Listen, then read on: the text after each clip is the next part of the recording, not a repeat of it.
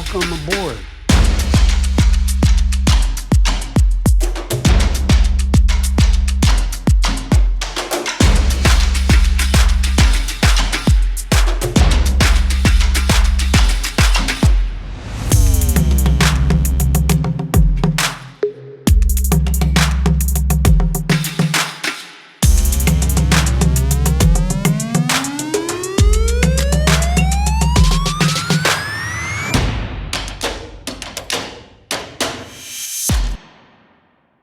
Please welcome Axios CEO and co-founder Jim Vandehei, Axios media correspondent Sarah Fisher, and Axios media reporter Carrie Flynn.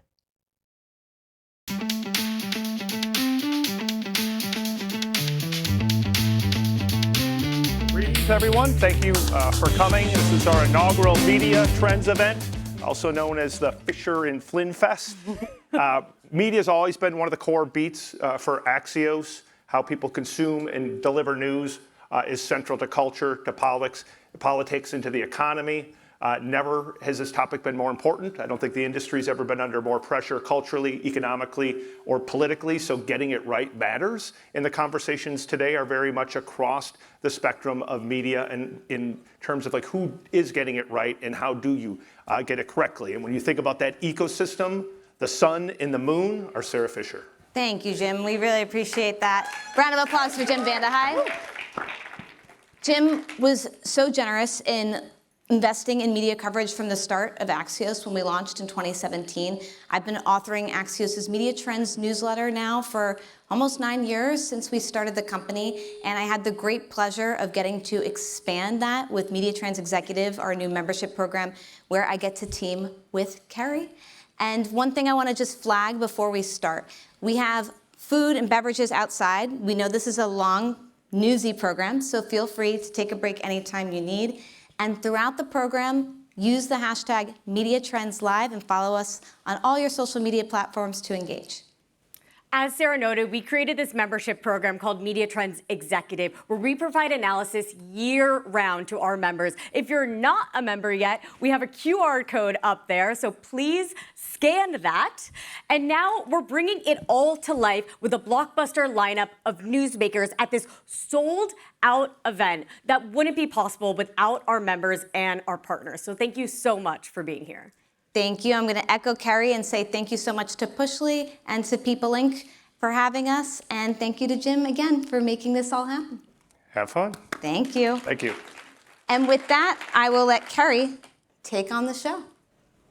Thanks, guys. We're kicking off Media Trends Live at the intersection of Hollywood, advertising, and technology, a place where the future of television is being written. I'd love to welcome to the stage Charlie Collier, president of Roku Media, and executive producer of host of the Roku original, Solo Traveling, Tracy Ellis Ross.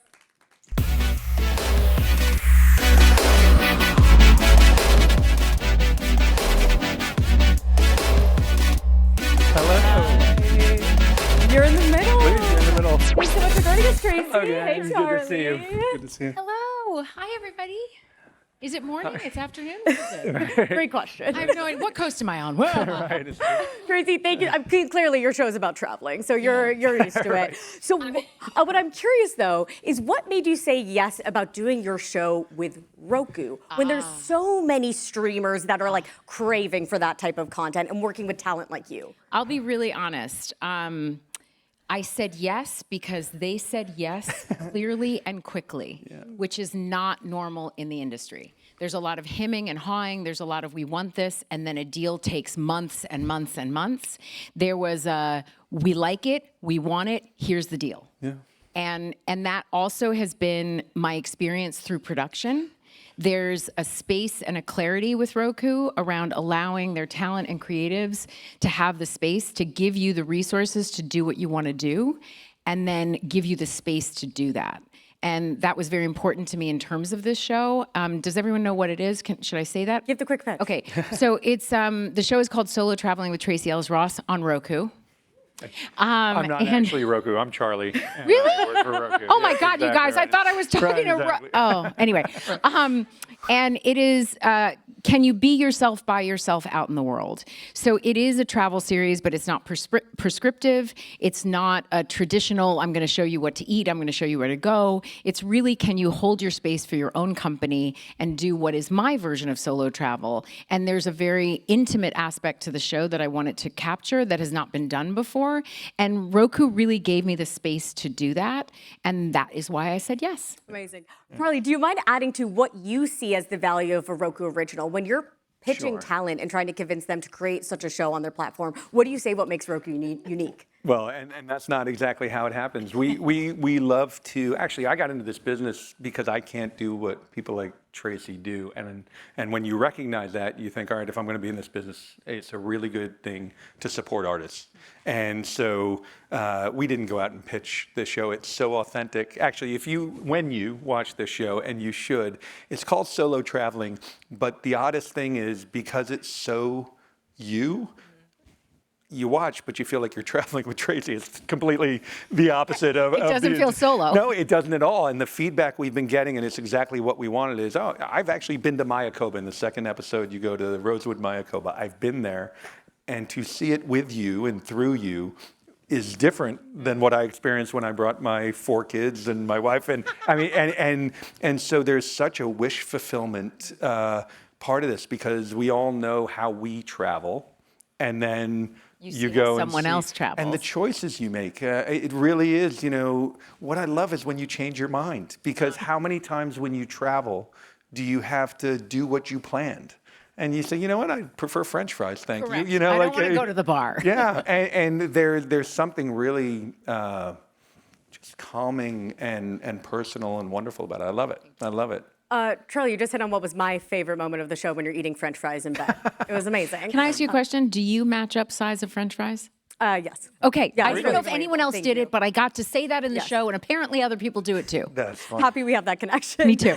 Charlie, I want to focus on Roku Originals a little more. sure. How much are you spending annually on Roku Originals? Well, I mean, obviously, we don't break out our budgets for competitive purposes, but what we do is we start as a platform. We have a lot of information about what people love to watch. And so what we do, there's no theoretical minimum or maximum. We spend a programming budget, and then we want to make sure that we can satisfy the avid sports viewer, obviously the originals viewer, and then even back to my AMC experience, the combination of movies and originals are profound. And you start to look, we have a destination for all things food, and you're promoted there, even though it's a travel show, because of I how do much. eat things on the show. Well, not only do you eat things, but you travel through it, and certainly on the beverage front.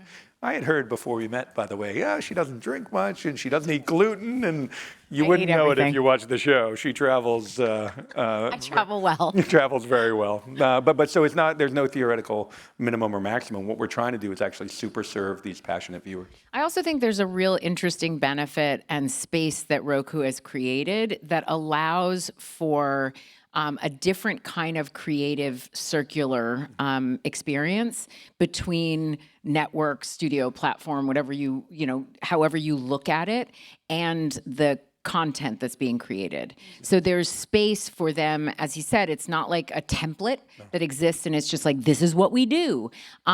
And that you have to fit into. There's sort of a, I don't know what you call, bespoke. Yeah. There's a bespokeness to the way they worked with me and I worked with them that honestly was a kind of experience I had not had. And obviously I've not done unscripted before, but I am used to the industry. I've been in the industry for many years. And there was just a space for a bespokeness that I thought was very, lent itself to creativity. Well, and Brian Tannenbaum and his team, they've done a great job curating projects that will shine on the platform. And so if you don't know, Roku, actually, I don't know how many people here, raise your hand if you have a Roku device. Thank you very much. That's good. Half the broadband households in the country get their television through our front door. And so the amount of curation. It's like 90 million. We have over 90 million active accounts. Look at you pitching. That is impressive. I can't do what she does. She can do what I do. That's a cry for help. But truly, it is massive. So we are by far the #1 TV streaming platform. And with that, obviously comes a relationship with the viewer that is different and allows us to curate differently. And I want you to have a different experience because we also send more people to the Super Bowl than any other platform, and we curate that on that day. And so it really is much more bespoke. I think it's something that the industry doesn't talk about as much, but it's actually happening. Like, I will admit this. I actually did not know what Roku was. Wow. Well, when did you learned? How did you come? I meet came Charlie? to learn in the process of wanting to make my show. And then as soon as you do any research, you go, what? It is, it's It's one like an industry secret. Well, here's what it is. In Not New York anymore. and LA, because I think for reasons including, there's less price sensitivity, people have their TVs installed or they go get their Apple TV. The Apple TV product is, I think, 1/8 of our size in terms of distribution. But obviously in markets where they market, they feel like they have a bigger presence. And it's a great brand in so many different ways, Apple. And then Roku is covering the country. And by the way, it's like, I remember when I was 6 years old and I got glasses, as soon as you get them, you noticed everybody in the world that wears glasses. Once you know Roku, and every person you ask, they're like, I'm a Roku user. Like everybody has a Roku. It's literally half the broadband households plus, and that's crazy. And that scale allows us to do some of the differentiating things that I love. And then, what we should say, which is very important in this moment, is that my show was the #1 unscripted show that Roku has ever had. It's great. I mean, that bears saying. Right. I rarely an hour goes by where I don't see it. I love saying Me it. neither. Well, congrats on that milestone. I wanted to go into, I love that you both used the word bespoke. One bespoke part of the show that I think was unique, the fact that Tracy, Pattern Beauty is a part of it. And there are moments in the show where you're using the product and you look at the camera and you're like, press on your remote to buy. Okay. And I was like, I have never seen this before in my life. I'm so grateful you said this because that was actually one of the main reasons I said yes. It was the original idea, but one didn't know that it could happen. And so Roku has the technology. I was like, wouldn't it be amazing if? So I have a beauty company by the name of Pattern Beauty. We have everything from hair now to body.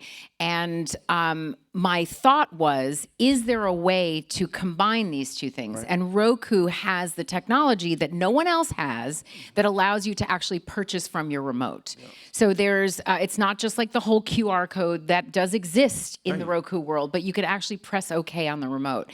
So there was a way for me to seamlessly sort of utilize the products the way I do, and then lean towards the camera and break that fourth wall and allow people to purchase what I used. But because it's so personal a story, it actually feels right that you break the fourth wall. It doesn't feel like a speak as commercial. you. It's great. And look, there is the power of the platform is really profound. And I remember in the first season of American Idol, does everyone remember when Ryan Seacrest flipped open his phone and taught us how to text? It's like, for Kelly Clarkson, press 1. And then that year, more people voted for the winner of American Idol than I think in the general election, which will tell you a lot about our country. I think that we will teach people, where appropriate, how to conduct commerce on the remote as well. And that is a really interesting opportunity. So Charlie, you see that as like a replicable model? Because to me, it seems like pretty unique. Because again, Tracy, you're authentic, you're traveling with her. It didn't feel weird that you're like essentially shilling this product. Because No, how dare you use the word shilling? But here's the. Let me Listen, protect you here. I can shill like no, but anyway. But the thing that I find really interesting is when I started in the industry, there was product placement. Right. But there was no actual connection. When the industry started, television and television content was created to match with the commercials. So this is sort of a flip on that. And it's the way that we use social media, it's the way we use TikTok, it's the way all of that happens, but it's one of the ways that I believe Roku is bringing television and that kind of content into the future. Because we're doing it anyway, but somehow TV was getting left behind. Well, you need the platform. I mean, it's really interesting that the platforms are by definition now bigger than the pieces on the platform. And so you have this fundamental layer that is both the front door to television almost by definition, and then the apps and other product that lives on top of it. So that layer allows us obviously to conduct commerce in a way that is really going to be fascinating. It's I think, industry changing. I really do.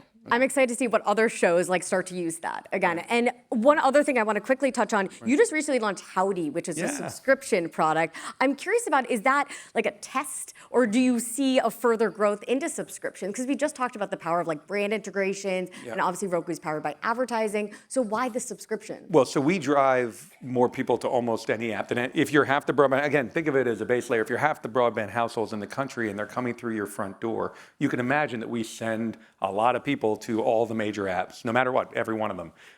So if you then think about the landscape of streaming, there aren't many. This Howdy is ads-free, $2.99 a month. So for less than half a cup of New York coffee, you can get a month of great streaming. And so if we're building those other services, it makes sense for us to offer that to consumers, because it's not meant to replace Netflix or Disney by a long shot. They have great value, but there are a lot of people across the country who are $2.99 ad-free is a phenomenal opportunity, and if we can keep those costs down and give them great content. You can imagine someone searching for a title, finding it on Howdy and say, wait, I could buy it somewhere for a lot more or have the whole month here. That seems to make a lot of sense to me. Excited to see how that grows. We're unfortunately out of time, but Tracy, I wanted to ask you Everyone one at more Axios thing. is ADD. It's so, exactly. Let's go. What are we saying? Go, go, go. One quick thing, Tracy, your show was renewed, so you'll have a season 2. We'll have a season 2. Where do you want to go? Oh my God, I want to go everywhere, but we have to narrow it down to 3. Yes.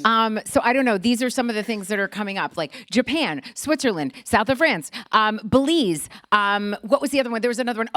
Surfing in Perth. Oh, wow. So there's all these ideas that I've had. Here's the big takeaway. If you're good enough and talented enough to get someone to make a show about going to places you've always wanted to go to, that sounds awesome. It's Well, hopefully there's a Just do season that. 3, so you can go to all those destinations, Exactly. Tracy. But we're going to do one at a time. Thank you both for joining us today. It's great conversation. Thank you. Much Thank you. more ahead. Please stay seated while we make a quick set change. Okay. Do I leave these here? Take it with you.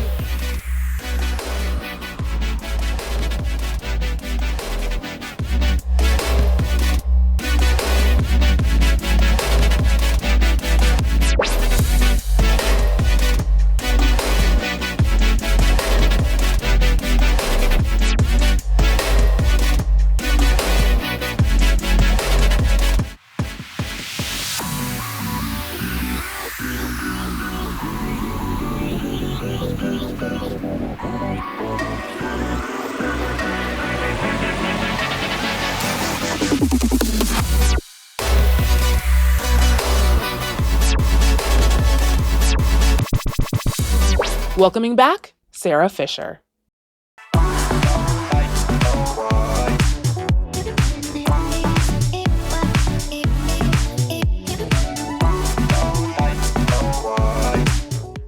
Our next few segments are going to be focusing on protecting press freedoms and the power of the Fourth Estate. And there's nobody better to talk to you about that than the president and CEO of PBS, Paula Kruger. Paula, thank you so much. Thanks. Great to be with you again. Paula, the last time we were speaking on stage, members of Congress were trying to debate a rescission package to figure out whether or not PBS and NPR would actually get defunded. And it turns out it happened. Yeah. One of the actions that PBS took was to sue the administration. But now that the funding has been repealed, what do you do? Is that lawsuit going to continue? What's the next step? So if you remember when we talked, it was in Washington, and we followed Mike Johnson on the stage. The House Speaker. It was quite an interesting day. So the lawsuit is actually around the executive order that would forbid any federal money to go to PBS and NPR. So it's not just the money from the Corporation for Public Broadcasting. It's money from the National Science Foundation. It's money that we used to receive from the Department of Education. It's any resources that would come out of the federal government. Also forbids stations to use any federal money to use for anything that they do in relation to us. So it was pretty far-reaching. So that still stands, whether the Corporation for Public Broadcasting continues or not. To have an executive order sitting that says no federal money can come into our organizations is not an order that we feel should remain. And so that still is underway. And in terms of underway, where is it in the process? Do you expect this to go to court and get litigated? Well, it's moving through the court now, so we're just waiting for the next steps here. So we'll see. I think it should be resolved in the next few months. It was on that trajectory, but there's not more I can tell you other than it's sitting, waiting to be heard. So right now you're in this sort of limbo phase, right? You have pending litigation. At the same time, you're trying to raise new types of funds to keep these stations afloat. What is the plan for survival in the short term and the long term? Yeah. So right now is an interesting time to be in media anyway, because as every person on this stage will talk about today, as we look at pivoting, as we have been pivoting over the last years from an organization that was principally broadcast to one that's multi-platform. And so, we're obviously continuing to look at what that looks like with a different funding structure, perhaps. The thing that's the toughest, has been the toughest for us to wrestle through, which I think is one of the things that defines us in many ways, is our local stations. And so we have stations across this country in a lot of communities, particularly small rural communities. They're the only stations. If you go to a place like Alaska, there are no other broadcasters. There's a public media station, radio or television, and that is it. And so what we have been working on, what I first started focusing on in the early days after the rescission vote, is working with a group of foundations to put together some resources that would be a bridge fund for those stations so that they can actually look at the future as we are mapping out the direction for PBS, to give them a bit of a glide path so they can figure out, some may end up doing some consolidation, some may share some services, some may partner with other types of organizations. Some have actually begun to put together their own funding plans. And so we just need a little glide path. I've been in this business a long time. I came in during the, not at PBS, but I started at a local station during the contract with America and Newt Gingrich. And that was the scariest moment for public broadcasting in terms of federal funding. That was a 3-year glide path to zero. This was a 3-month glide path. And so being able to have some resources so that we can make good strategic decisions and protect local journalism and local stations is really important. So that was the first focus for us. And what about protecting PBS at the national level? I know you've made cuts in the wake of the rescission package and not receiving the funding.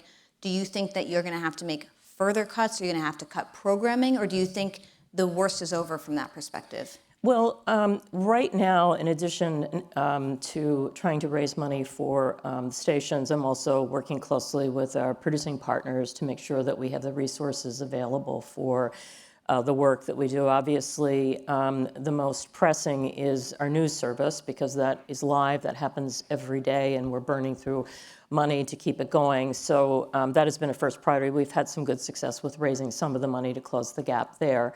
But also, we're working closely with our producers to make decisions on how much content we can move forward. Because we produce so much in advance, we actually had a pretty robust pipeline for this next year.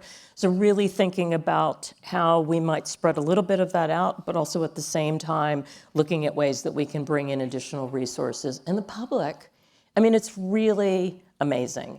I think, like old friends, you kind of take some things for granted. And I think a lot of people thought, oh, PBS, they're paid for by the government.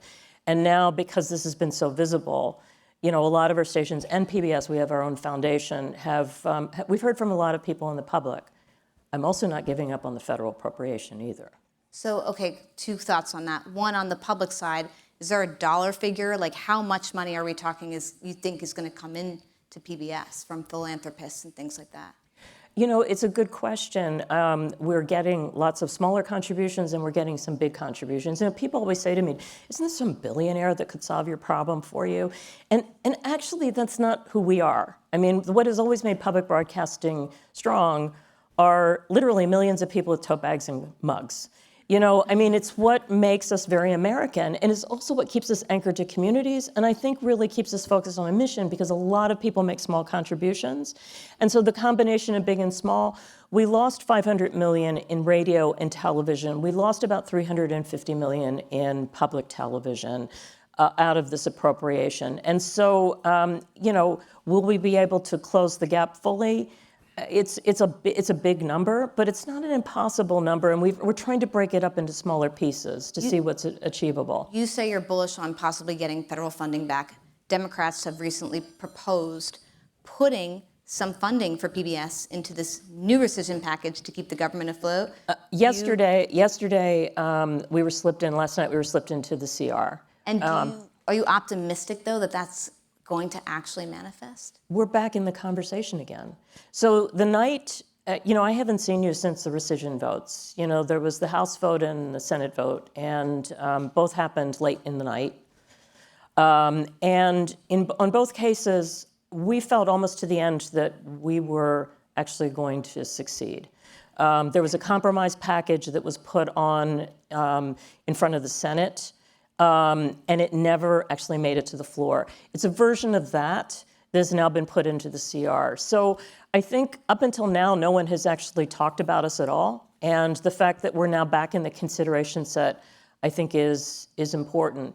And I'm hearing from a ton of people that are really upset about what is happening.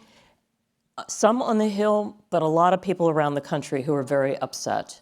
And I think as the dust starts to settle out and people realize we've had a couple stations already indicate that they may have to go out of business, it's all becoming real. And so that gives me a little bit of hope.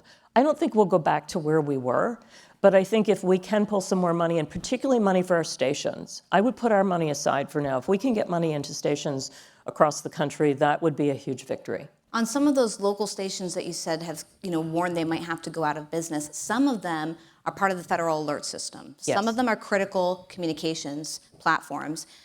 Do you have concerns, given what's happening right now with the FCC? There will be a campaign to sort of pull public media out from getting spectrum licenses, out from being part of the alert system, to kind of target public media in that way? Well, we talked about the executive order, but we didn't talk about what actually started at the beginning of the year, which was a letter of inquiry from the FCC. And that has come after both public radio and public television around our underwriting announcements. And they have also filed similar letters of inquiry to some of our top 10 markets. And so we are watching the FCC very carefully. So I know you're talking to Commissioner Gomez in a little bit, and I'd be interested in her thoughts. We've been talking to her because I am worried that in this moment, as we've seen many different ways, the FCC is not functioning in the way that it normally has in the past. So you can't look at any of the history to try to anticipate how it will act moving forward. And so we're watching the FCC very, very carefully as we're working through our own litigation. And this is the last question. NPR and PBS are so vastly different. NPR is so much more dependent on news, for example. PBS really leans into kids programming. Do you feel as though PBS and NPR have gotten closer? Are you working closer with their CEO in the wake of the rescission? Has it brought you together in any way? We are different. I mean, they are principally a news organization, and news is a piece of what we're doing. So, of course, we continue to talk. About a third of our television stations also have radio licenses.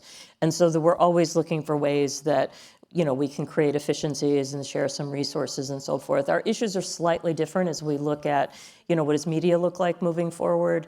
But I think continuing these conversations is always a good thing. Paula Kerger, such a pleasure. Thank you so much for your time. Thank you for having me. Thanks. And up next, another news organization that is in a legal battle with the White House. We have the CEO and president of the AP, Daisy Veerasingham, who will be joining us on stage.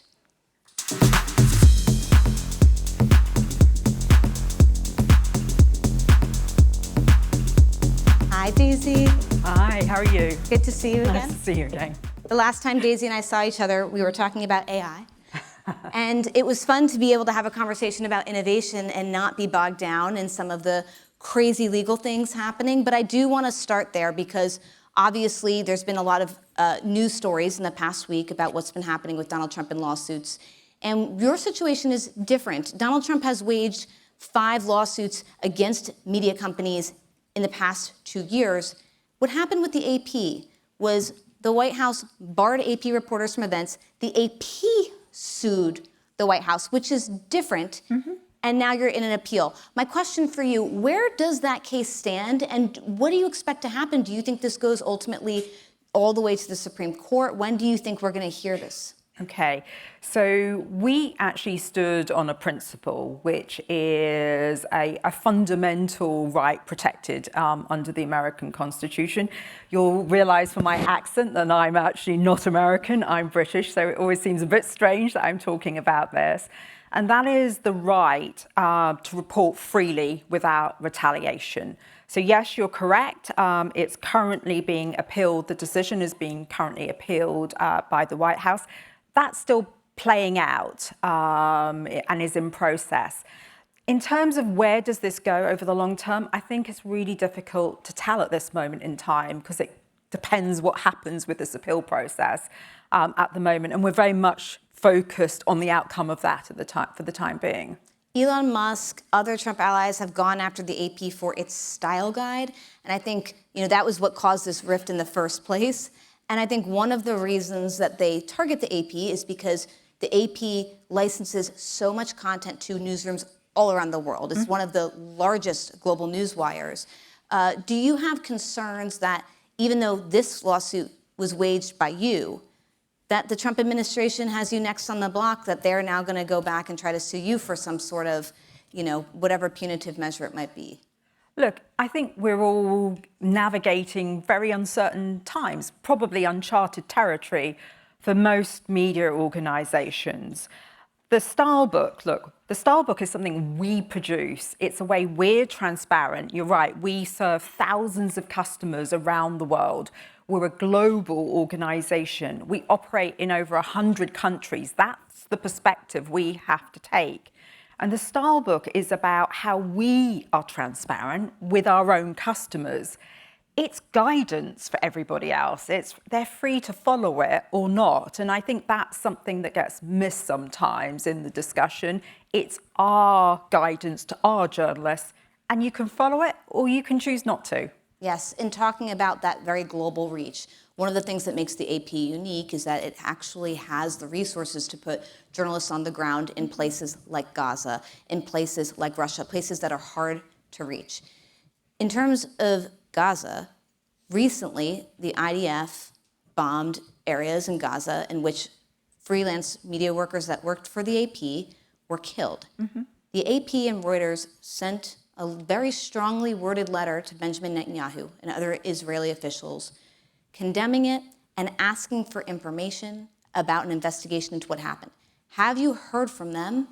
And if you haven't, what's your next move? So first of all, I'd just like to say that losing a member of our team is very tough. It's tough on the organization, and it's particularly tough on the team that works closely every single day on the ground. And they're working in very difficult circumstances. As many of you know, there are not many media organizations able to report out of Gaza at the moment. So yes, with Reuters, we did ask for an explanation as to what has happened. We are still in discussions, let's put it that way. We have not had a definitive answer for that. But I also want to be very clear, this is really important to us and we will continue to push for that. Do you think that the IDF will engage with you in a fair way, or you think they're pushing you off? I'm going to say we're still in discussion. So at the moment, I'm going to take them at their word that they are trying to give us an answer for what happened. And in terms of the broader conversation around press safety, I think this has become a bigger issue as the hyper-polarized environment puts a lot of pressure on journalists. Like, what's the number one thing you are preparing for as we head into another 3 years in this administration? Is it online harassment attacks? Is it keeping people safe on the ground? What is it? It's a combination of both things. So I would say that we've come from a history where people's physical safety have often been the most important thing we've been dealing with. But in the last 5 years, people's psychological safety, how they're treated in social and digital, that has become just as important. We have a big team that work on safety at the AP, and they spend as much time on people's social safety, digital safety, as they do on their physical safety. But I would say also that where our safety resources were often concentrated outside of the United States, today, as much time and effort is spent on physical and digital safety in the United States as it is outside. And that would be the biggest shift I think we've seen. Yeah, it follows a broader trend of more journalists being targeted in non-war zones and conflict Correct. zones. Let's pivot to innovation, because the AP, one of the oldest newsrooms, has a strong record of innovation. You were one of the first media companies in the world to strike a deal with OpenAI. And that deal gave OpenAI access to some of your journalism to use, to train off of, et cetera. You also are one of the only, if not the only, news organization to have a deal with Google. My question for you is, why do all these outlets want to work with the AP? What makes the AP so special?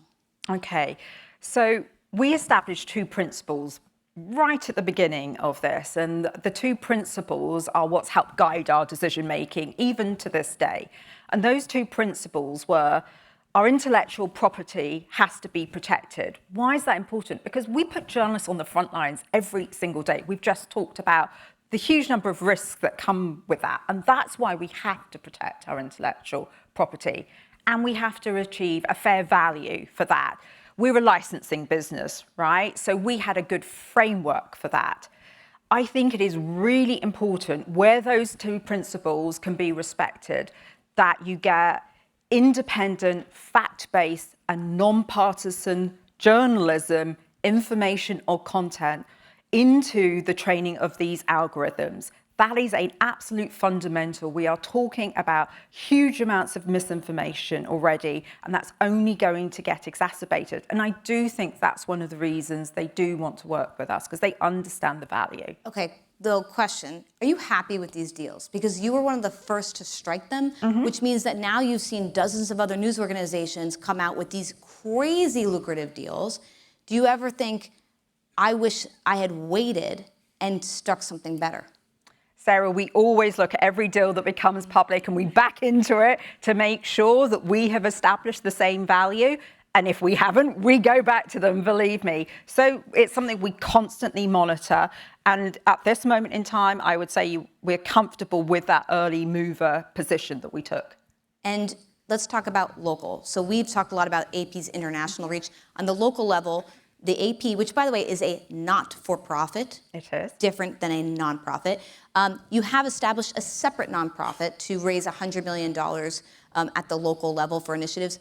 That was your goal. How close are you to that goal? How much have you raised? Okay, so the reason we set up the APFJ was because there are huge parts of the United States that have huge news deserts that are not being served by journalism.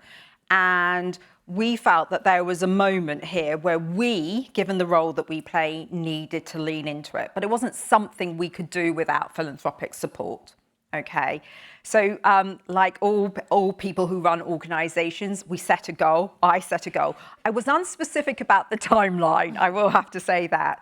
But what I will say is, in the next couple of months, we'll announce some really big philanthropic support that is going towards the APFJ, which I'm really excited about.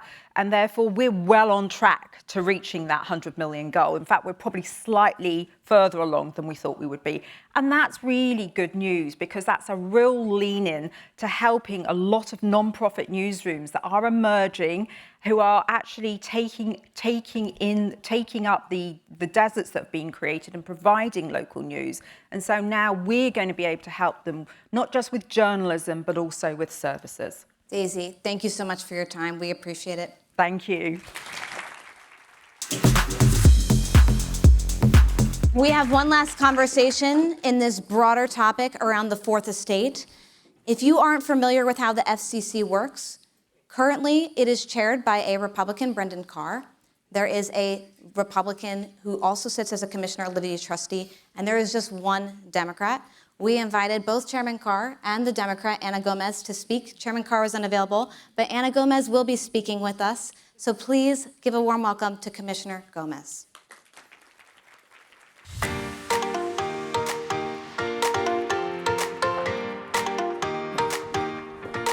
Commissioner, thank you so much. Thank you. It's been a busy news cycle. Yes.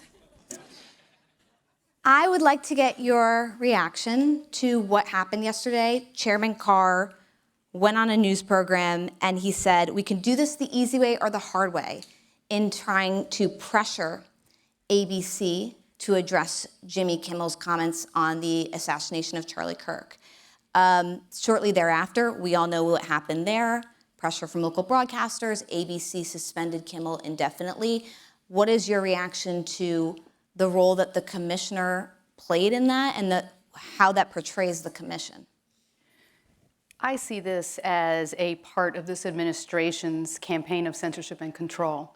And what it's doing is it's weaponizing its licensing authority in order to bring broadcasters to heel and to really think twice about what they say about this administration. It's not because what the content of these broadcasts, whether it's the Jimmy Kimmel Show or CBS, is actually inciting violence or breaking the law in what it's doing. All it's doing is speaking about this administration in a way that it does not like.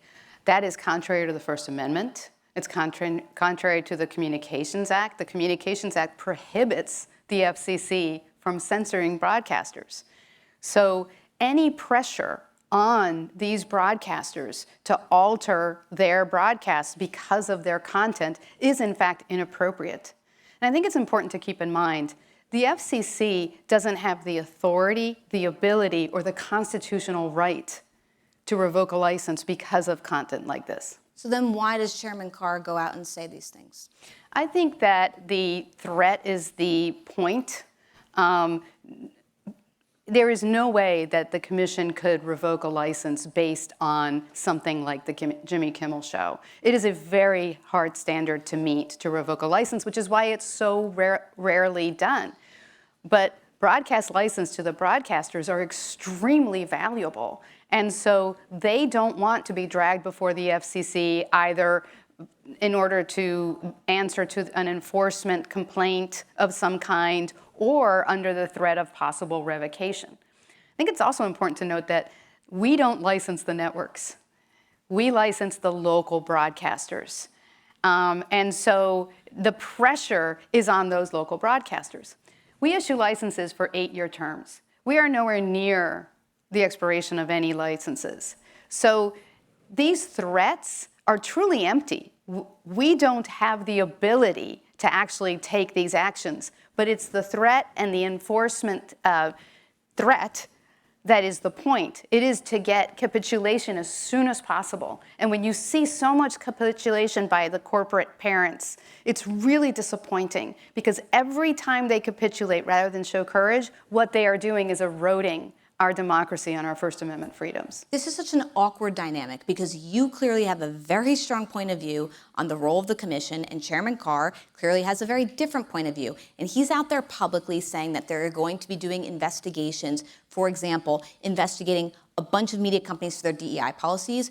How involved are you in those investigations? Does he give you a heads up? Do you know that they're even happening? How do you find out about them? Have you worked with him on them? So that's a very good question, because in fact, none of these are going before me for a vote. These actions are being directed at the staff level, because again, if the commission really tried to take enforcement action against a company because they actually have diversity, equity, and inclusion programs, which themselves have First Amendment components, if you think about it, freedom of speech, freedom of association, it would in fact not be able to survive judicial scrutiny.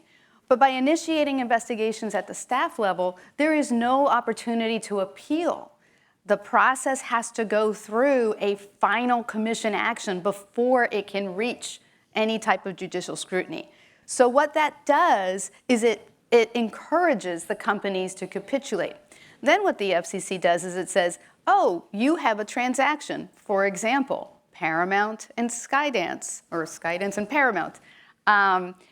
They offered to give up their diversity, equity, and inclusion practices before the commission acted on its license transfer between Paramount and Skydance.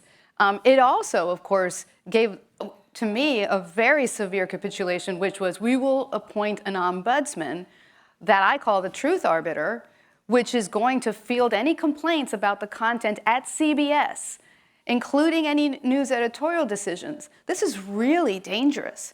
And it voluntarily committed to do this in order to get the FCC to grant its transaction. Question for you on the logistics of that. So we saw a bunch of things happen before that transaction. The canceling of Stephen Colbert's show happened before the deal was officially approved.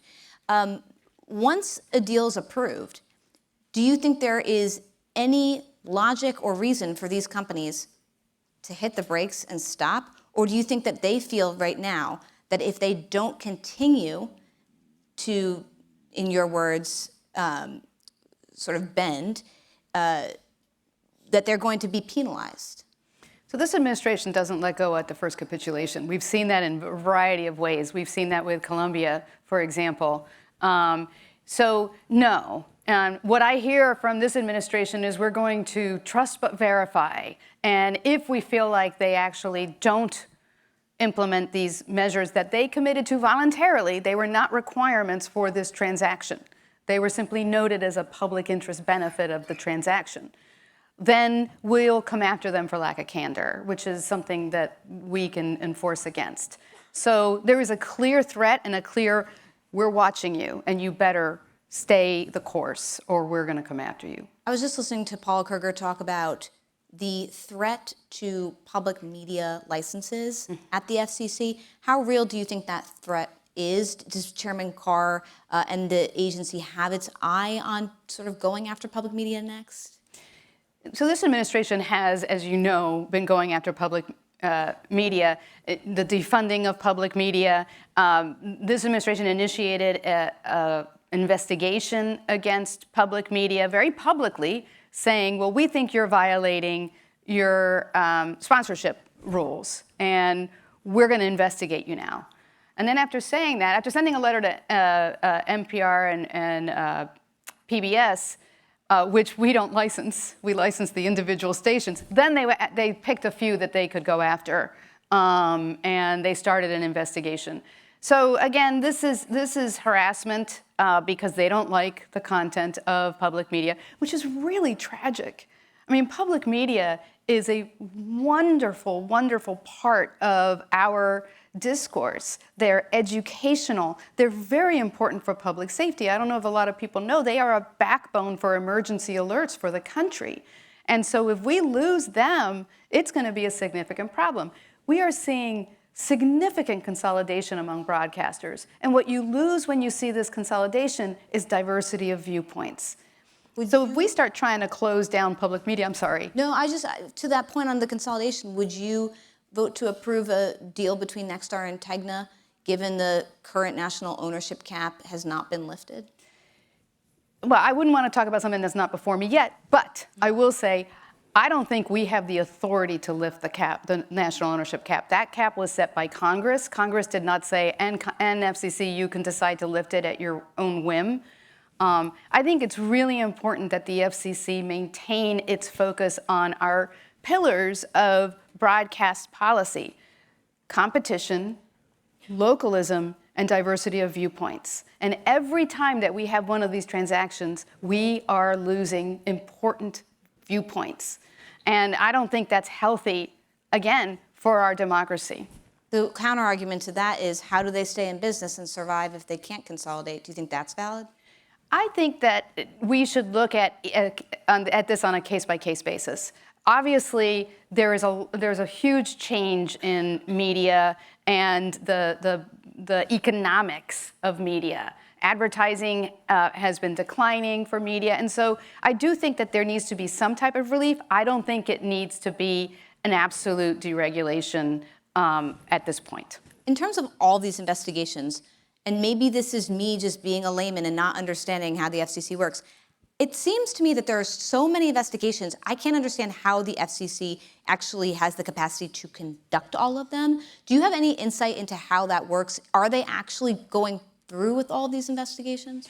I have very little insight. I am told that it's sensitive information, which keeps getting discussed on Fox all the time, but it's sensitive information, and it is true. Usually our enforcement proceedings have market consequences, and so we try to keep them confidential. It's kind of like you don't go and disclose something until after the grand jury indicts, that type of thing. But it's been different in this administration. Yes, there has been obviously a big focus on media. Let me tell you what I would love to focus on. Robocallers, scams, fraud, pirate radio. Real harm to consumers, real harm to legal businesses. I wish we would stop engaging in these culture wars and using our authority in order to harass people to come to heel and violate their First Amendment rights. So then what is the incentive and motivation for you in remaining in this role? Because it sounds like in a 2v1 situation, there's not much power that you have to override a lot of this stuff. They're clearly not looping you in. What do you do? I think there's a lot of power in my dissent. I think it's really important that people be aware and not get complacent, because this cannot become the status quo. It is too important. I appreciate you. Thank you so much, Commissioner Ana Gomez. Thank you. Thank you. All right, we just had a few heavy segments, and so now we want to switch it up, bring you something a little lighter, and turn on the engine. We are so lucky to have NASCAR Commissioner Steve Phelps join us on stage. Steve, come on out.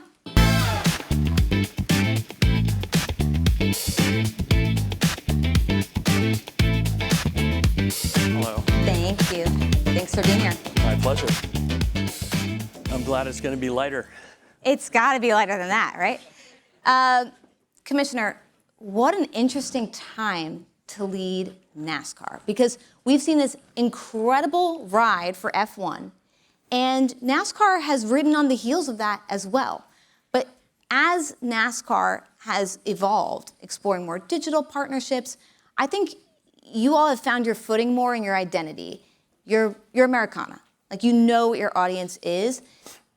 Tell me how you view the culture of NASCAR and how that is different from an F1 or anyone else. Sure. Well, I think certainly F1 has had a moment. I think all of motorsports has had a moment. I think you go back 7 years and they were struggling and we were on a slow, steady decline, and we had, IndyCar was struggling, NHRA was struggling, and now motorsports is coming back, and has come back in a big way. So we are, our brand is very Americana, as you said. We are doing a rebranding right now, and it's really about being unapologetic. It's about being, kind of bold and a maverick. And that's really what the DNA of the brand is. We are a loud sensory experience when you go to the racetrack.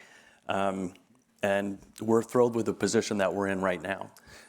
We just signed, this is the first year of a new media deal for us. Yep. And that has worked out really, really well for us. I think that there's a perception that F1 in this country is bigger than we are. We are significantly larger than F1 in this country. You look at our ratings, our second series, which is our Xfinity series, which is on the CW, those ratings are equivalent to what the F1 ratings are here domestically. They have a significantly larger footprint than we do internationally, but we have plans to have global expansion as well. How do you globally expand the Americana brand? Well, I would say it's a bit tricky right now. With that said, I do believe that there is, our style of racing it's a very up close and personal. The cars are really loud. There's lots of kind of, we would call beating and banging. So the cars get into each other. It's just great racing. And so, we'll have more passes at Talladega than F1 will have in an entire year, just one race. And so ours is about a really, again, a sensory experience, and one that I think globally is going to work out really well for us. And so we have racing series right now in Canada, Mexico, Brazil, and in Europe. They're grassroots racing. They're not kind of our top level racing, but we believe that there are other opportunities to create a global racing series, and what that looks like at this particular point, I'm unsure. But I know as a sport and as a brand and things Americana, it can work outside of our borders. Just a quick follow-up on that. You think about the NFL. They've clearly chosen Brazil, Germany, the UK, the MLB, Japan. Is there a particular country where you're like, this could work? So I think that the countries we're in right now, it is working. What that looks like, we have other interests, in Asia and in the Middle East and other places. We'll be very choosy about where we go. I think it's important to have, the brand represented properly in those countries or in those regions. But I'm excited about what the future will hold for us, both domestically and then outside of our borders. You mentioned your new media rights deal. There have been many attempts by leagues to diversify their rights across cable and broadcast and streaming, and sometimes there is a friction point. I remember the NFL's first year with Amazon, they lost some viewers, but those viewers were younger. What are you seeing? Is it the same type of dynamic? Are you bullish about the package that you created? Would you have done something differently? So let me explain what the package is. So we had our incumbents, Fox and NBC, and they split the season into two. We have 3 national series, so our Cup Series, which is our highest rated series, our Xfinity Series, which is a little less than half of that, actually maybe closer to a third, and then our Craftsman Truck Series. So we have 3 different national series domestically, and so Fox and NBC had just split the season right in 2. We decided to take some inventory back. We sold, as I said, our entire Xfinity Series to the CW, which is owned by Nexstar. And that has worked out really well. Ratings are up 17% year over year. And we are typically their #1 rated program every single week. So they do 1.1 million viewers per minute over a 2.5, 3-hour period. What about on Amazon? So the 2 pieces that we took in the inventory we took out, one was for Amazon, and then one was for Turner Sports, for WBD. And Amazon, I think we surprised some people with how well the numbers did at Amazon. They only had 5 races, and then 5 races on Turner Sports and Max. And both of them, I think, came out of the gate very quickly. We were about 7 years younger, 8 years younger than the linear program, which we knew it would be.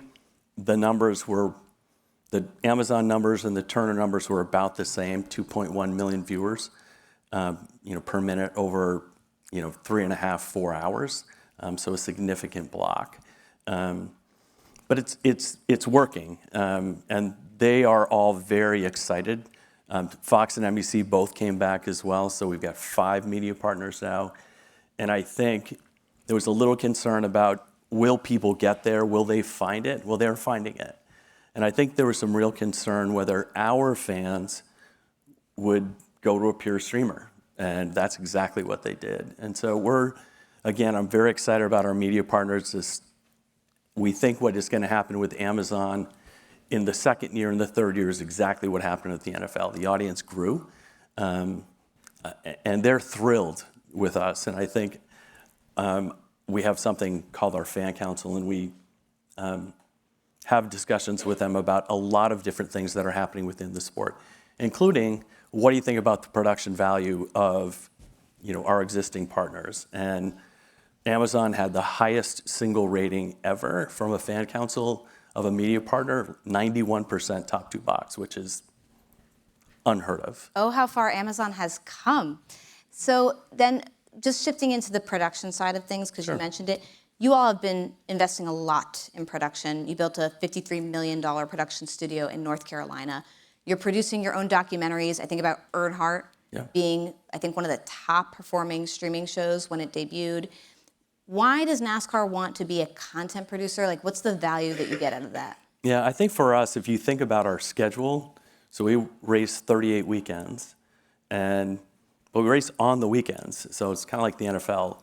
We want to make sure that after the checkered flag until the green flag the next weekend, that we are distributing content to different places. We need to meet that consumer or that potential fan where they are. So you're either nurturing the existing fans with content because they want more and more and more, or creating opportunities to meet a new fan so they would be part of our consideration set, that they would say, okay, I hear about this NASCAR thing, let me see about that. And we'll do that in different platforms. The content portion of that is huge. And so if you think about the Earnhardt document on Amazon, or American Thunder on Amazon, or Full Speed on Netflix, or what we do with Roblox or Discord or Substack, or what we do in the gaming space and sports betting, all of these things are meeting that potential consumer where they are, and that's what we need to do. The content portion of that coming out of that building is critical, because that building really does two things: live event production and then content creation. And for us, and you look at our digital handles and you look at our social channels, it's working because it's growing, and we're hearing positive things from those that are participating.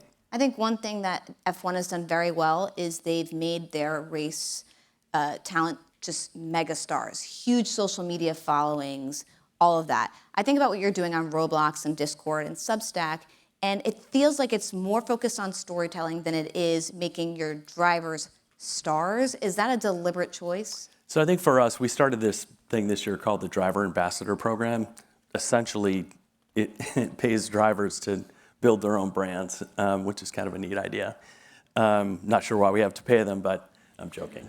But it's working. So if you look at the amount of driver, kind of focus on our drivers, it's up, 40, 45, 50%. And that is huge for us because it's putting us in places where we're not. To answer your question with respect to what we would call driver star power, I think that we need to do a better job of it, frankly. We need to make heroes of these drivers, and then the relationships that we have with our media partners, they need to help us do that as well. Because you strap into a 3,500-pound car, it's dangerous, and these guys are heroes in their own right. And then finally, we see some commissioners who have turned themselves into stars. Adam Silver, Roger Goodell, these are household names. Do you have a plan to make you any sort of a star? The short answer is absolutely not. Why? It really needs to me, it needs to be about our brand. It needs to be about our drivers. I need to do my part for sure in the growth of the sport. And if there are things that I can do, being more visible or whatever it may be that Adam and Roger are doing, then certainly is something I would do. Steve Phelps, a humble man, thank you so much for joining us. Thank you, Sarah.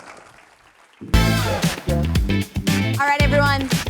Don't go anywhere because we have a lot of exciting programming left, including Sherry Redstone, ESPN Chair Jimmy Pitero, and Snap CEO Evan Spiegel. Stay tuned.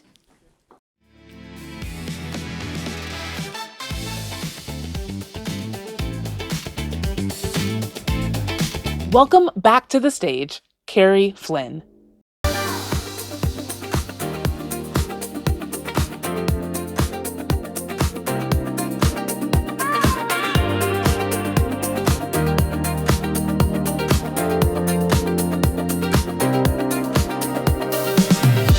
Hi again, everyone. I'd love to welcome to the Axios stage Rich Gelfand, CEO of IMAX. Thanks so much for joining us. So, Rich, this summer was expected to be a big rebound for theaters. I mean, I went to a lot of movies, but I guess not everyone else did. So the US and Canada actually was down a little bit, but IMAX was up. So what explains that gap? A lot of things explain it. First of all, a lot of the movies were filmed for IMAX this year. So you could take regular movies and repurpose them, or you could film them with IMAX cameras. And this summer we had like 8 or 9 in a row movies that were filmed with IMAX cameras. And there were such IMAX kind of films like F1, Mission Impossible, Sinners, fantastic. So, we planned it out. Second thing would be we've been gaining market share every year. So post-pandemic, pre-pandemic, some people went to movies, some people streamed, then they were forced to stream kind of all the time. And I think people really got tired of streaming. So when they left the home, when they had a night out, they just didn't want to sit in their living room with screaming kids and bathroom flushing and food spilling over themselves. So they decided they wanted the best there was. So premium entertainment really took off. So you saw even concerts, premium sporting events. So our market share is up like 35% in the last 3 years. And then the other thing I would say is we're really geographically diverse. We're in 90 countries, and the brand is really well known. And I think, again, there's been a move to branding, even within the subunits of other content. And I think all of that combined, they said, we want to get out there and want to see it in IMAX, with no disrespect to the prior panel, NASCAR. But if you saw that in a small place and it was quiet, but we did F1, we had done a NASCAR movie. But when you see it in IMAX, you feel it, you're in it, you're part of it. It's just a whole different thing. Totally. Well, speaking of geographically diverse, like you said, Demon Slayer and other local language films are really taking more market share. So I'm curious what that means for IMAX's future. Does it depend more on these markets than the US? Well, by design, it does. So 2/3 of our box office is outside of the United States. And that's been going up every year. And during the pandemic, we made a strategic decision to diversify away from Hollywood, because look what happened during the pandemic. And also, there's only 5 studios. Have to look at the time. Maybe it's 4, if you believe what you read in the newspapers. So we want as much content from as many sources. So we've doubled down on streaming content. So F1 was made with Apple. This year we're doing Narnia with Netflix. So we're diversifying there. And then internationally we're diversifying. So for this year, 35% of our box office is local language content. And it doesn't only play in the country of origin. So Demon Slayer is a good example. It's Japanese-oriented film. But IMAX playing it in 73 countries. And we're up to, I think close to $70 million. And it's weird because you try explaining that to American analysts or stockholders, and they're like, wait, there's no Marvel movie this weekend. What are we going to do? But then I've tried to tell people, well, Demon Slayer's going to be big. And they go, yeah, sure, it's going to be big. But, there are a lot of other countries and a lot of other tastes and a lot of other people. And I think one of the mistakes that the studios have made is they have not diversified globally. And, the studios saw like the shiny object was streaming. So the strategy is let's do everything in streaming. But meanwhile, since pre-pandemic, Hollywood's share of the global box office is down 40% from like 80% to 60%. And they keep doubling down on streaming. But, only 2 real companies, Netflix has obviously done that in the home, and IMAX outside the home. We've really leaned in to local language content, and I think that's really inured to our benefit. What about the importance of China to your business? I think it was the first quarter that China had this record-breaking quarter, and that really benefited you. So where do you see China fitting into that growth? So there was a film called Ne Zha 2. Catchy, I'm sure you really want to see it. But it did $2.1 billion in China, which just think of that concept. Ticket prices are lower, things like that. But IMAX did $160 million on Ne Zha 2. And then again, Dragon Slayer was a recent example. So you have a natural diversification. Because also in Hollywood, it's the summer and Christmas. Chinese New Year is in February. So that's not a big movie-going month. So it really flattens out your business model. And also these films, as I was talking about Demon Slayer, they play in a lot of countries. So we'll show, Indian movies in England, or believe it or not, we showed a German movie. This will make sense in Austria or in other German-speaking territories. But, we'll have movies in India and Canada where there's a big expat population. So personally, I think there are 2 directions that the movie business is going to go in. One, I think streaming product is going to play a bigger role. So, there was this war going on, or it's still going on a little bit, between theatrical and streaming. But I think ultimately it's going to end up where something's going to go theatrical and streaming. And the other is local language film. I think a lot of the studios and exhibition will lean in to local language. So I think in the next, it's happening quickly. Last year, our local language box office was like 20. So our company's 55 years old, but imagine in 1 year, we went from 20 to 35%. So I think these changes are happening pretty rapidly, actually. At Axios, I see lots of charts we'll be making in the future about your growth there. I want to touch more on the streaming. So you announced a big deal, lots of headlines about that deal with Greta Gerwig's upcoming Narnia movie next year. Personally, very excited about that.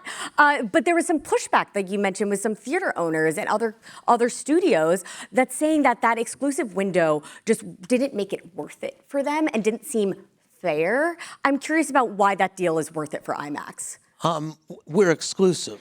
So instead of a movie opening on, I don't know, 10,000 screens or whatever it is, Narnia is only opening in IMAX screens in the world, and probably about 1,000 of our 2,000, because I'm not sure how widely we'll go in China. But think of like on, I was just talking about Demon Slayer. We had to compete with regular theaters. Now it's only in IMAX you could see it.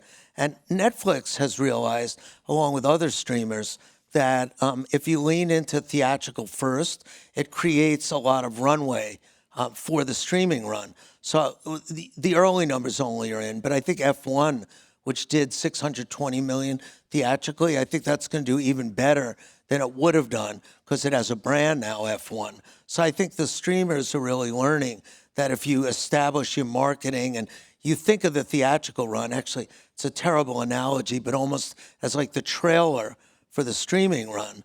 And also as part of the Narnia partnership, Netflix is really going to lean in, as are we, on the marketing side. So the movie's going to be advertised as see it in theaters theatrically, see it at home in Netflix. So we're trying to break down that wall. And again, as I said a few minutes ago, I think it got off on the wrong foot, and they got off as enemies. We did an original documentary called Blue Angels, and we released it theatrically first, and it was the number one doc of a long period of time. Was that the one with Amazon?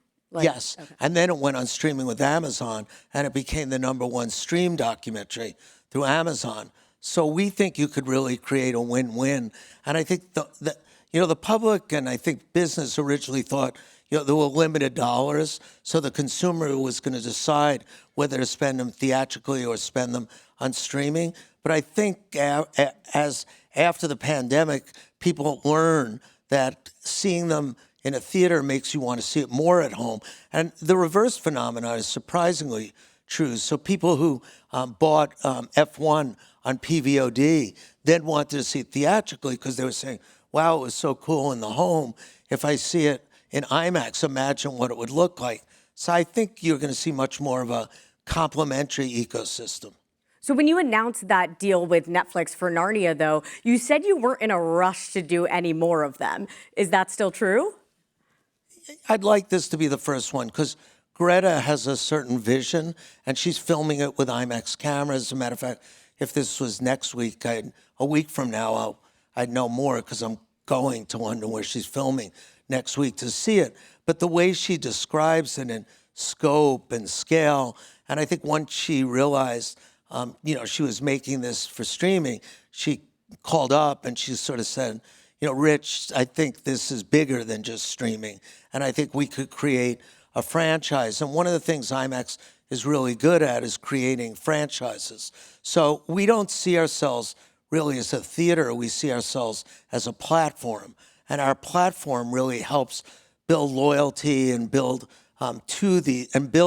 these franchises. I think Netflix realized, I think there are 8 or 9 books, that they're not just launching a movie, they're launching this longer-range franchise. And I'm incredibly excited about it.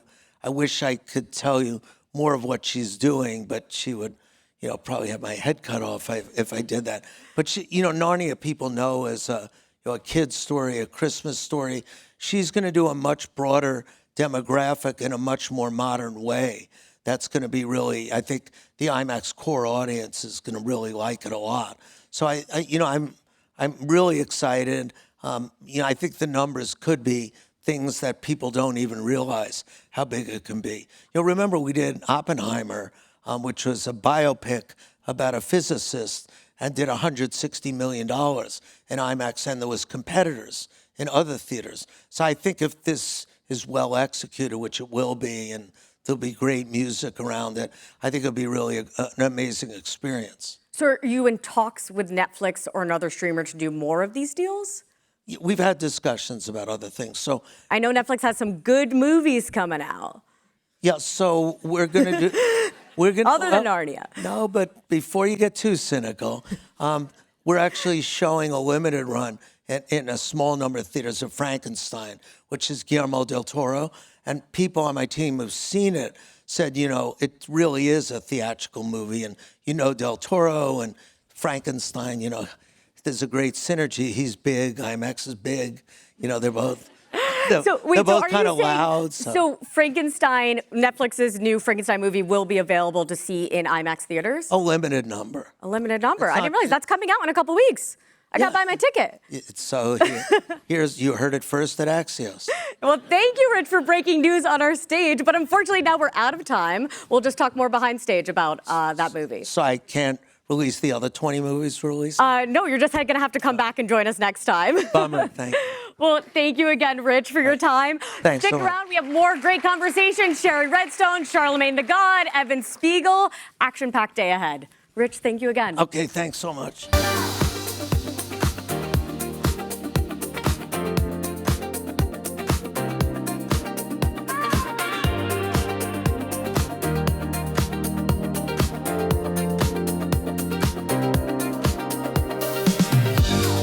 Put your hands together for our View from the Top moderator, Hope King, and People Inc. CEO, Neil Vogel.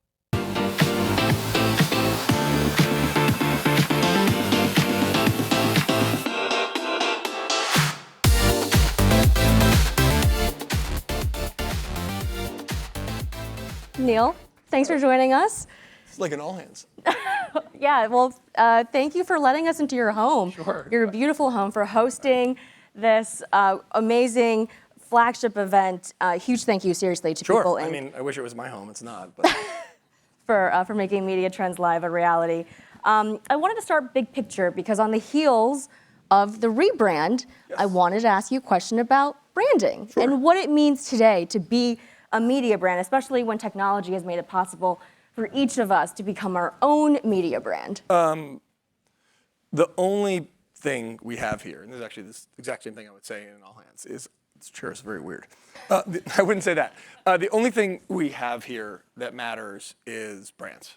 And we have 40 brands, and we tell Wall Street that we have 19 brands we call core brands, and of those 19, there's probably 10 really major significant brands. And when you have brands that have like real history and real gravitas and real trust and real meaning, whether it's People or Food and Wine or Travel and Leisure or Real Simple or Entertainment Weekly, you have permission to enter people's lives. And you have permission to enter their lives online. You have permission to enter them in events. You have permission to enter them, in our case, though, we still print magazines. Mm-hmm. And if you deliver on a promise of what a brand means to people, you have something really special. And brands can survive any change in media if you, as the manager of that brand, are ruthlessly unsentimental.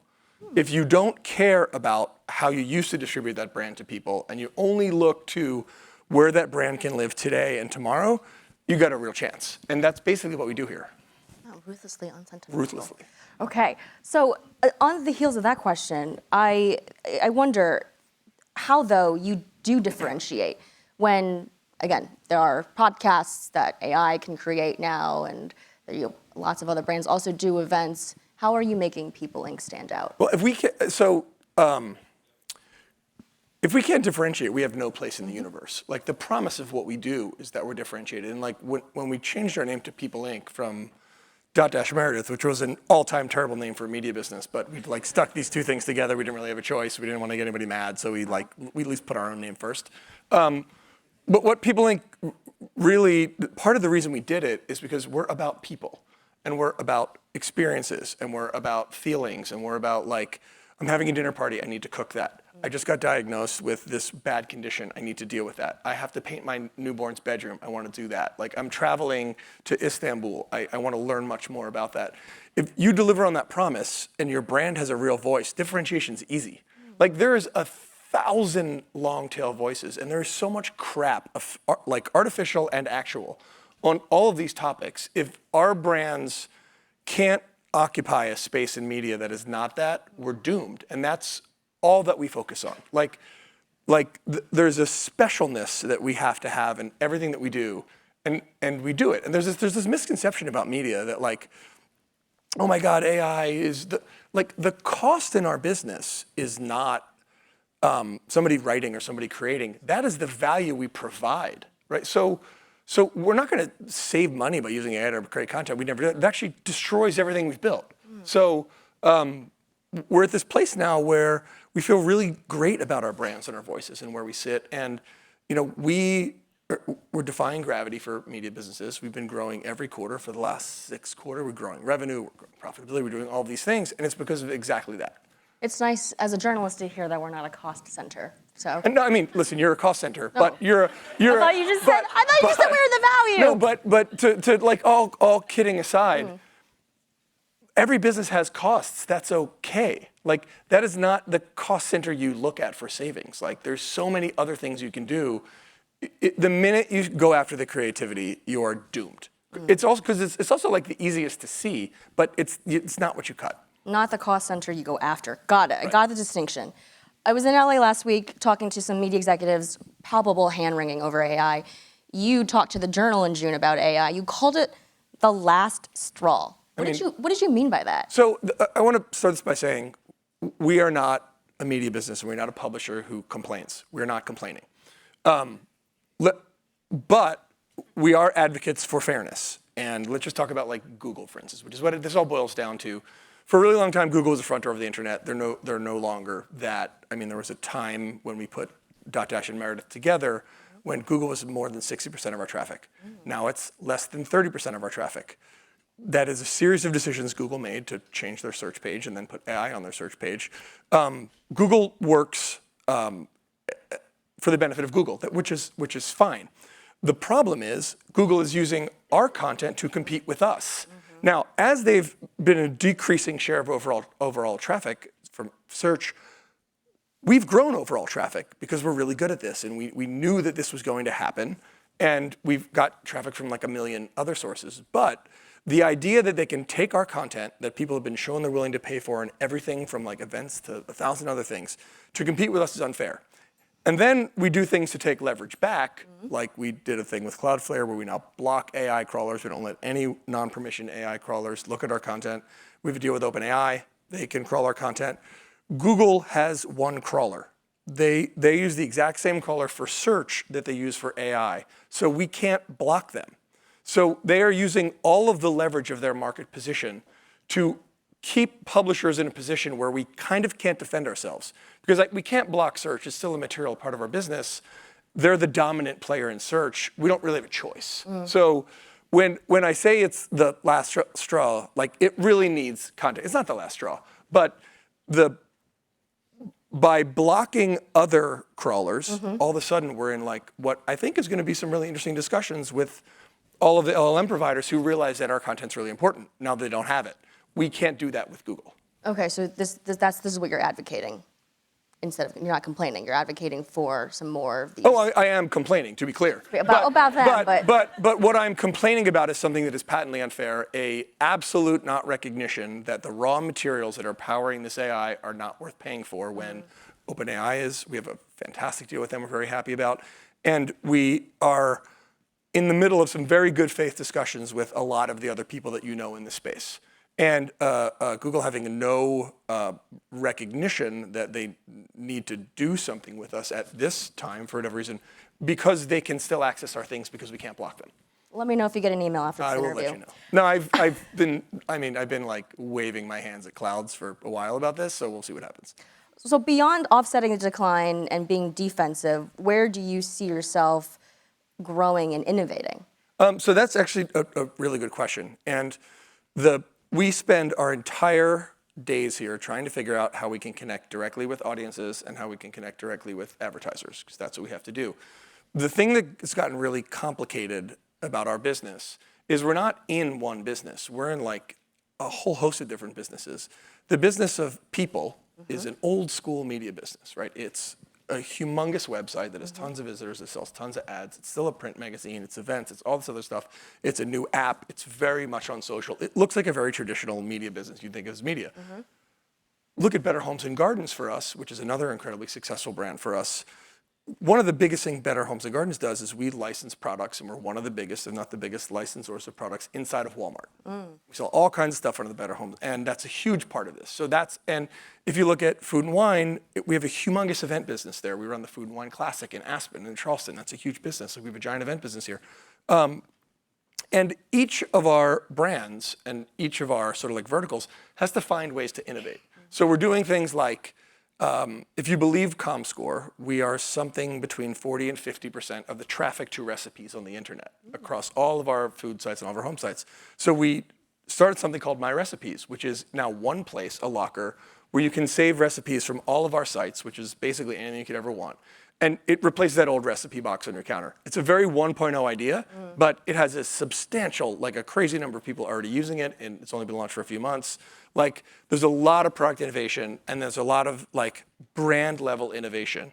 It is very hard in media, and I think people get trapped. There is no one size fits all for what we do. Like, this thing is food, this thing is health, like Investopedia and People have nothing in common other than they both like are in English. But you have to know how to run each one. Yeah. Okay, beyond your own growth, advice for other media executives, where do you think they should be looking for their next wave of growth? I mean, I think you have to look at the assets you have and the brands you have, and you have to find where, and we talk about this all the time, where are brands permissioned? Like, what are you really permissioned to do that's natural you'll have a chance? We happen to have some of the biggest brands in the world, like People and InStyle. People is permissioned to do very, very different things than Birdie is, which is sort of like our Gen Z, like fashion style brand. Understanding what someone is permissioned to do and combining that with being like ruthlessly, again, unsentimental about what they used to do, and then it will become fairly evident like what you can do with these brands. And if you can do that, I think you can be fairly successful. I love it. I'm gonna get that printed on a t-shirt. I mean, I'll buy one. All right, amazing, Neil. We're out of time for now, but thank you so much again for being our host here. Thank you.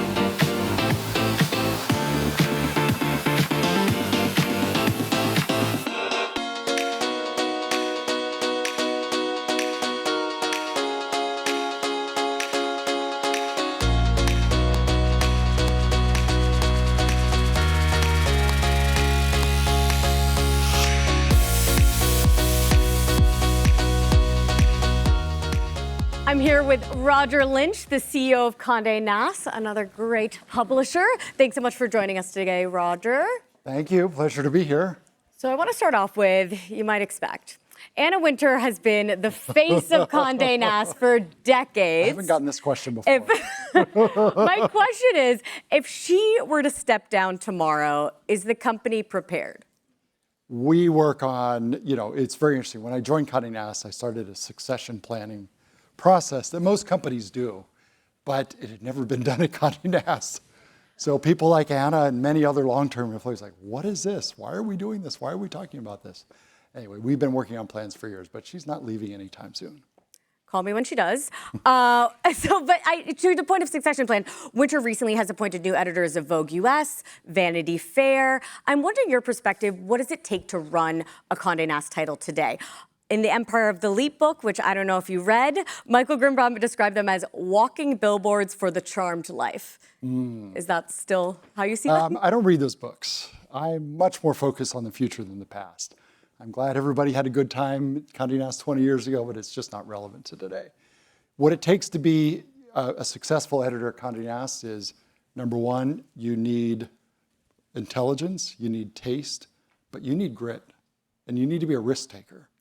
And what I found is when, if you take Wired as a great example, Katie Drummond, we brought in a little over 2 years ago, and she was exactly that. She's like, I'm changing things, I'm gonna bring in new teams, I've got plans, and Wired has been phenomenally successful under Katie. And I think we're gonna see the same thing with Mark at Vanity Fair. And I think that's a big part of it. I always talk to our teams about risk taking. It's absolutely critical. Our brands are the leaders in every category that our major brands are in. And with that, I tell our editors is a responsibility to lead. You always have to make sure you're leading and not following. And when you're leading, you're by definition taking risks. And when you take risks, if you take enough, you have failures, and that's okay. That's part of it. It's an important part of it. But there's all these new players in media like Puck and Aramel, which you may be familiar with, two Vanity Fair veterans running those. So there's the whole Substack newsletter economy that's competing not only for attention, but talent. So I'm wondering how you are able to attract and retain talent, and also not just at the top, right? But at all levels. Those are very different businesses. Those are really niche-focused business, and those can be good business models. It's not our business. You know, if you want to be a journalist that talks to tens of thousands of people, but the right people, those are interesting things to do. If you want to be one who reaches millions and millions, it won't be there. It'll be a brand like Vanity Fair. Well, speaking of different business models, you just announced, I think yesterday, VET. I had to check with you how to pronounce it. Yep. VET, a creator commerce platform. How big of a revenue opportunity do you see VET being? You know, commerce has been a really strong growth engine for us. I think our commerce revenue has grown 200% in the last 3 or 4 years. But we also have seen an opportunity that in the creator economy. But where we think there's a really interesting connection is creators and fashion luxury. And so, you know, we saw an opportunity to help build creators with these new marketplaces, using all of the relationships we have in luxury and fashion. How big could it be? Don't know. We just see it as a really interesting, but back to risk taking. Like, this is an entirely new venture that I'm quite excited about, and I imagine will be quite big for us. But you said overall commerce is up like 200%. Is that from year to year? That's over, I think, the last 4 years. Okay, and so you see this like helping. You saw that growth, and it's like this is another way to continue that. Yes. Amazing. Well, I would be remiss not to talk to you about AI. I was actually speaking of Wired at your event on Monday. That was all about that conversation. So one thing you mentioned during that was that you've testified before Congress on the existential threat of AI. And I, again, heard you talk about it at the event. But Conde also struck a deal with OpenAI. So how do you reconcile that? It really, what I testified to the Senate about was that we need a structure where if the AI companies want to use our content, just like Neil said, Google's using it to compete with his business, and the same for us, that they should enter into a license deal. And these license deals, there's money involved in it, but importantly also, there's restrictions on how the content is used. So for us, New Yorker is a very important brand for us. We would never do a license deal that says, here's all the content in the New Yorker, do whatever you want with it, sell subscription, whatever. It would come with conditions around how the content is used. So OpenAI we found as a willing partner to negotiate a deal. So we did that, and I think we've gotten a deal that really works well for us, and we'll do that with others. Yes, you're saying under certain conditions, you see yourself striking more AI. We're not anti-AI. In fact, I think AI's got a lot of use cases, not in creating content for us, but a lot of use cases in our business. So we want to support that innovation, but we desperately want to support a fair ecosystem where content creators, and it's not just publishers, it's music and film and television, everything, are compensated if their content is used.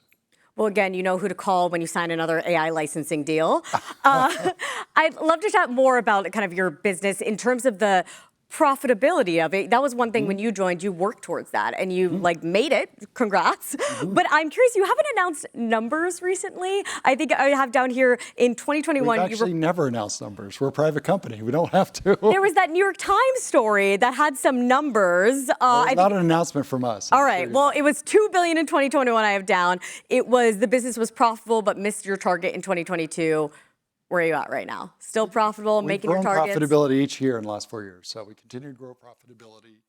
And for our business, like most media companies, it's in a state of flux.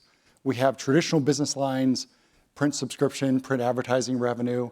Print subscriptions are actually, revenue is flat this year. Print advertising is down a little bit. Each year, it declines, but a little less than we had expected, maybe because the categories we're in. And then where we see really strong growth is in digital subscriptions, which, growing 30-something% a year. E-commerce that I talked about earlier. Events, a very important thing for us. But for us, events are, things like the Met Gala, the Vanity Fair Oscar Party. these are really breakthrough tentpole moments. We've invested in a new one called Vogue World. This will be its 4th year in October in Los Angeles. But already, even last year in its 3rd year, it was as big for us as the Met Gala. So this is an important strategy for us that has helped us grow revenues in all these new areas that has helped offset the decline of the traditional business. Well, one new thing I think you've reworked as well is your global strategy, right? So in terms of also the titles that your editors have, they're now global editor-in-chief. Yes. But one thing I've noticed as well is that you don't just do licensing agreements with your titles, but you actually own them. And I think Wired Middle East was the latest one that moved from a licensing agreement to full ownership. So why did you make that move? Is it because it's more financially better, or you just have more control? You know, we started in the Middle East probably 3 years ago. We launched AD and Condé Nast Traveler. This was when the licenses expired with the previous licensee, and then evaluated that business, evaluated the license partners that we had, negotiated with them. It was really uncertain whether we would, continue to invest and do more brands in the Middle East. Ultimately, we decided to, and so when the Vogue and GQ licenses expired at the end of 24, we launched them as owned and operated brands in the Middle East, and then Wired is the next one, which will launch early in 26. So do you see yourself bringing even more Condé titles to the Middle East? It's possible. I mean, these are titles that existed already under license, and so, but we have many brands in our portfolio, and we're always looking at with all the, we're a very global company. We operate in many countries directly around the world, and we have licensees in other markets, and so we're always looking at what opportunities do we have to bring brands, especially in markets where we already operate. So, an example is Condé Nast Traveler. We launched in Germany a year ago. We have a whole German business. We have Vogue and AD and GQ and other brands there. And it's also, the largest tourism market, export people leaving Germany for tourism in Europe. And we didn't have Condé Nast Traveler there. That was a natural to launch there. Wired and Espanol is another one. So you'll probably continue to see us do that. Another area you mentioned earlier that's been successful for you is digital subscription. There's also digital video. And I know you've changed your model there as well. There was Condé Nast Entertainment that shifted from a standalone studio to being more fully integrated. Why did you make that move, and what impact has that had on the revenue side of it? When Condé Nast Entertainment started before my time, they started as a separate business. I think that was a really good strategy. I've seen this in my career. When you want to start something really new and different, it's really good to have I call them a little band of rebels over here, to go do it, and they live and die by the success of that. But there comes a point in time where you have to look at, okay, now it's gotten to enough size that it's got to be integrated to the overall strategy of our business. So when I joined Condé Nast and looked at the structure of our overall company, I did not come from this industry, as many people have noted. And when I announced the changes that I was going to make, it was largely because I looked at how the company was structured and said, this makes no sense to me. I don't understand why we have all these separate, independently run companies around the world with our biggest brands, and they don't collaborate. In fact, they compete. And so I just started, a multi-year process of just changing all of that. So one of the big things we had to do was create global editorial teams around our biggest brands. Once that was completed, then I could look at, okay, the video to me was always something that needed to be under our editorial teams. It didn't make sense to have it a separate company. Great way to start it, but it was big enough at that point where I really want to have our editorial teams be thinking about whether it's print or digital or social media or video or whatever events holistically, rather than, oh, that's done over here in a separate business. So once we got through all the dust settling on how we were organizing our editorial teams, we then moved the digital video teams in, and that's been a fantastic move, because now we have brand alignment, we have more efficiency because it's the same teams, doing video and digital, and it's just much more collaboration. So we clearly talked about a lot of changes that you've helped oversee over your time at Condé Nast. So I'm wondering, predict with me, 10 years from now, 2035 somehow, what does Condé Nast look like? Certainly what you'll see is, we are still a business that is majority advertising, but that the mix has changed a lot in the last 5 years. So, as in subscription. Yeah, subscription has grown. Our digital subscription business is growing, 30% a year, And it's an important growth engine for us. Commerce we talked about, events we talked about. So what you'll see is that balance continue to shift. Much more direct to consumer. It's a big, advertising will remain focus for us, but it's not going to grow as fast as, I wish I had an advertising business that was growing 27% a year like our digital subscription business, but that's not the nature of advertising today. So you'll see a balance, a much better balance of our business where these new digital revenue streams, which are very high margin streams for us, will become probably the majority of our revenue. Another thing that sounds like a good Axios chart for us in the future. That's all we have time for, but Roger, thank you so much. Thank you, Carrie. Thank you, everybody.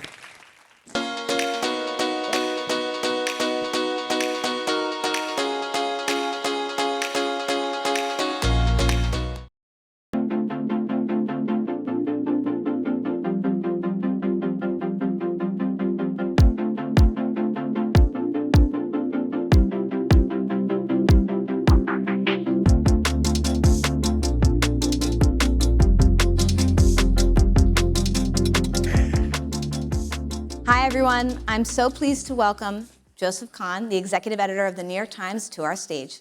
Welcome, Joe. Thank you. Thank you. It's been an eventful week. It has. I'm sure all of you know, but Donald Trump sued the New York Times for $15 billion. Legal experts say that this lawsuit is frivolous and meritless. I just want your gut reaction to it.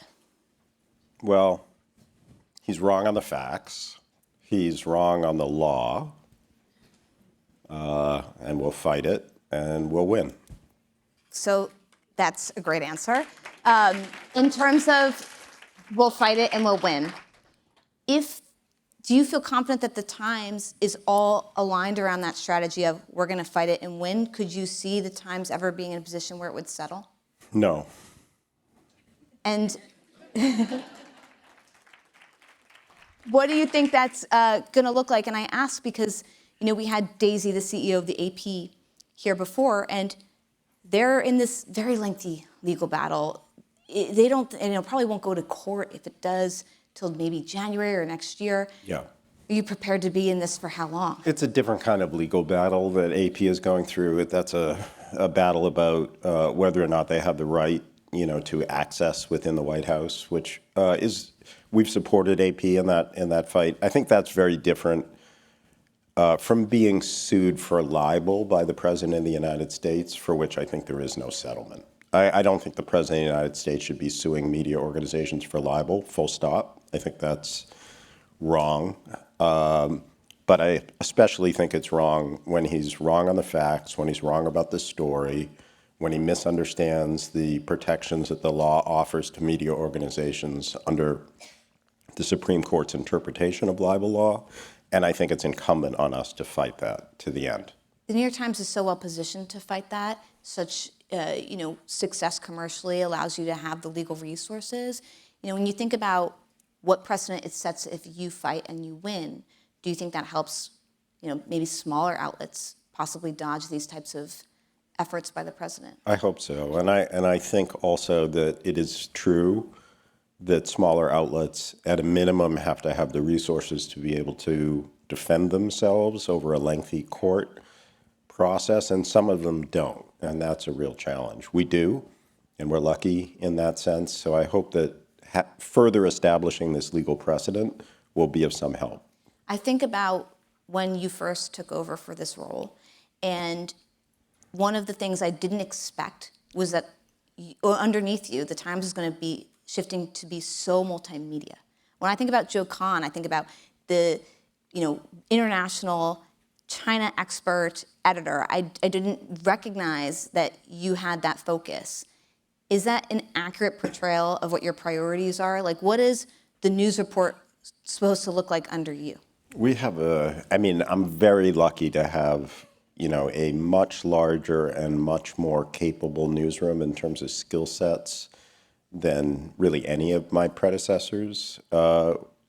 And we have, an enormously capable sort of visual teams, graphics. We're building up our video team. And I do think one of the distinguishing characteristics, one of my top priorities, is to build out this promise of a true multimedia news organization that will tell stories in the forms that people want them.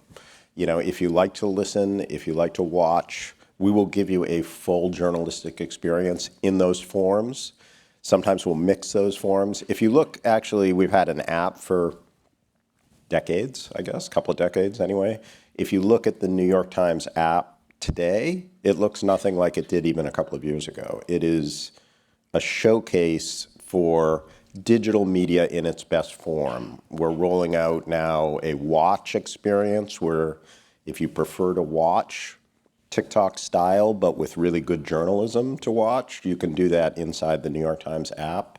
If you want to play a game after you read the top stories, Games is right there. It's sort of building out that app experience as the ultimate destination in digital journalism is a big priority. There's always been a tension at the Times, but in other newsrooms as well, between how do you build out these multimedia experiences, which often rely on personalities, without betraying the brand.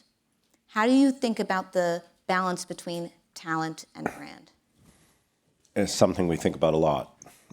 You know, if we have some top talent at the New York Times, as you know, and we are eager to showcase some of our best and most expert journalists, and in our opinion operation, which is parallel to the newsroom, we have a lot of top talent as well. They have to be committed to the journalistic mission of the brand, or it would not be a good fit. And I think the people we have are committed to that mission, which is a mission of fairness. It's a mission of transparency. It's a mission of doing journalism that matters. If you're only about yourself or promoting your own brand, you wouldn't be a good fit for us. I think about a few years ago, there was so much tension culturally within the Times. I think about when Barry Weiss exited and, you know, the opinion editor leaving, and it just feels like the New York Times is in a much more settled type of place. What do you credit for that? Mainly, we have 2,000 plus journalists, and I really believe that they are at the New York Times to do the best work of their lives, to do the best journalistic work of their lives. I mean, there are always moments where people in any big organization become inward focused for a time, but we are essentially, as an organization, our work is focused out there on the world. What kind of stories are telling? Are we breaking big stories? Are we getting attention for the journalism that we're doing? And in a moment like this, where the country is changing, where we're going through very quick, rapid-fire disruption in so many different areas, what I see is my colleagues just focused on the stories that they're telling, and increasingly on the collaboration with each other that it takes to tell those stories in a more multimedia form. This is not the one person does one article newspaper journalism of 20 years ago. This is very often teamwork, and when people work on teams and they're focused on breaking a big story, that tends to kind of be the centerpiece of what people are thinking about. I'm lucky to have that. When we think about the role that the Times plays, it's often the agenda setter. That role has been challenged a lot with some of these hyper-partisan stories. I think about the Israel-Gaza war. I think about what's happening in politics right now. I think the Times has shifted its strategy, at least from what I see, in that it's much more aggressively defending its editorial calls than it ever has before. Is that a priority of yours? It is, yeah. I think we have evolved from the days where I think we often felt like we produce journalism, and the journalism, for the most part, should speak for itself. People consume it, they read it, they should, you know, if we did a lot of rhetoric around the journalism, it could undermine, you know, the core product that we're producing. We've shifted some on that. We believe that in this era of, as you described, hyperpolarization, where you have people coming at you from multiple angles and multiple sides and trying to kind of tear down the institution, we have to do a better job of opening up our process, explaining what we're doing and why we're doing it, showcasing the expertise of the journalists who are involved in that work, how we put things together, how things get edited. And so we actually have a new position on my leadership team, Pat Healy, who's a very experienced journalist whose core job is essentially being reader-facing and helping to do that explanatory work, not just defend things, but also in a more proactive way, engage a larger audience in how we do, what we do, why we do it. I definitely see the visibility, a lot more tweets going out, explaining things, pushing back. One of the stories that I think the Times tends to get a lot of feedback or criticism on, fair or not, is the Israel-Gaza coverage and lens. Like, what is your response to folks who think that the Times, is not necessarily taking the same position that mainstream media used to take towards Israel? Yeah, I don't think we, quote unquote, I would not describe us as taking a position toward Israel. The Israel-Gaza conflict is a horrendous conflict, and we have some of the best reporters in Israel, and then we have a series of really brave reporters and photojournalists who are working out of Gaza, and we're doing our best to tell the story from multiple angles. We have broken stories about Hamas's underground tunnels. We've broken stories about the brutal tactics that Hamas uses to maintain power in Gaza, even under the Israeli assault. We've also had a lot of accountability journalism about the way Israel is conducting the war, the shortage of food in Gaza, the use of 2,000-pound bombs, which are very large explosive devices to go after members of Hamas with a lot of collateral casualties. So we have accountability journalism on both sides of that, and I think we've also tried to do deeply empathetic human journalism on both sides of the conflict. What people in Gaza are going through as they're displaced, the malnutrition problem, but then on the Israel side, the families of hostages who have been missing, the experience of people who have been pulled out of their jobs and put into the military, in order to fight this very long war. So I am really proud of the journalism that we've been able to do. It doesn't always satisfy, it doesn't usually satisfy the partisans, but we're deeply committed to just doing good, impactful journalism from a variety of angles in that conflict. And speaking about journalism around that conflict, broadly speaking, the New York Times has a large international subscriber footprint. As I mentioned before, you have specific experience and expertise in international. Would love to just get your take on the international strategy because, the Times sort of sunsetted part of its Spanish strategy. I think there is, from my point of view, it seems like there's an effort to go after, expats, English-speaking people. Is there ever going to be a bigger effort to more deeply embed in other places internationally and spring up international editions that service those places? What's the strategy? Well, we have a huge amount of potential still in terms of both international coverage and the international audience for that coverage, primarily in English. We're still doing a lot of translation, and I do think that AI tools and other translation will allow us to reach even more people in other languages. I think that's a great area of growth. I'm a little disappointed by how effective AI is at translating what we do now without a lot of human intervention. So at the moment, we want to make sure that anything we produce in another language is up to the standards of what we're doing in English.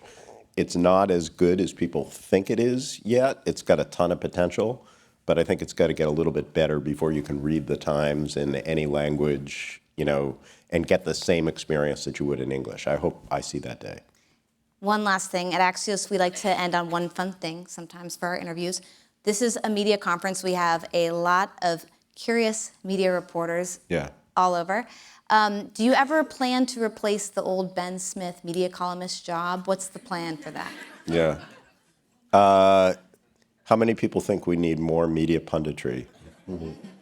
I love Ben. And Ben is irreplaceable for exactly what Ben did. We've added a lot to our media team. I've really emphasized reporting, as in breaking stories and having expert reporters who know about the sectors within media that matter the most. Brooks Barnes, by the way, is on our media team, and he broke the story about the death of Robert Redford. So that kind of media reporting I will continue to invest in, and our media team's bigger than ever. I'm open-minded about whether we need another columnist. I think there's a lot of punditry that's out there in the world. It's not the very top of my priority list. Joe Kahn, Are thank you you applying? so much. I love Axios in my job. Okay, good. Thank you so much for joining us. You're welcome. Thank you. And don't go anywhere. We have a few more programs left, but just a quick reminder, please use the hashtag MediaTrendsLive. Continue to share things on social, and I'll be back on stage shortly. Thank you.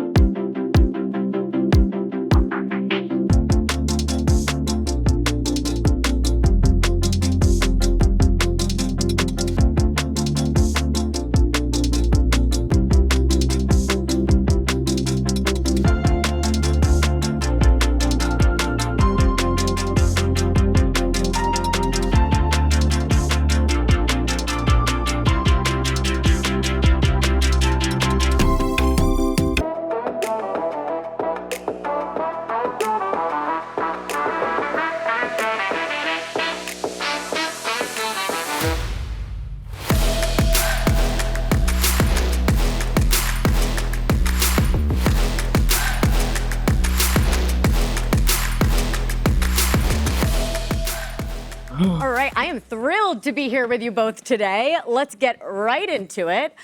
Charlene, I'd love if you could take us back. So I think it was almost 5 years ago to the day that you guys started the Black Effect Podcast Network. So what was your vision when you first thought about starting that? Why was it needed?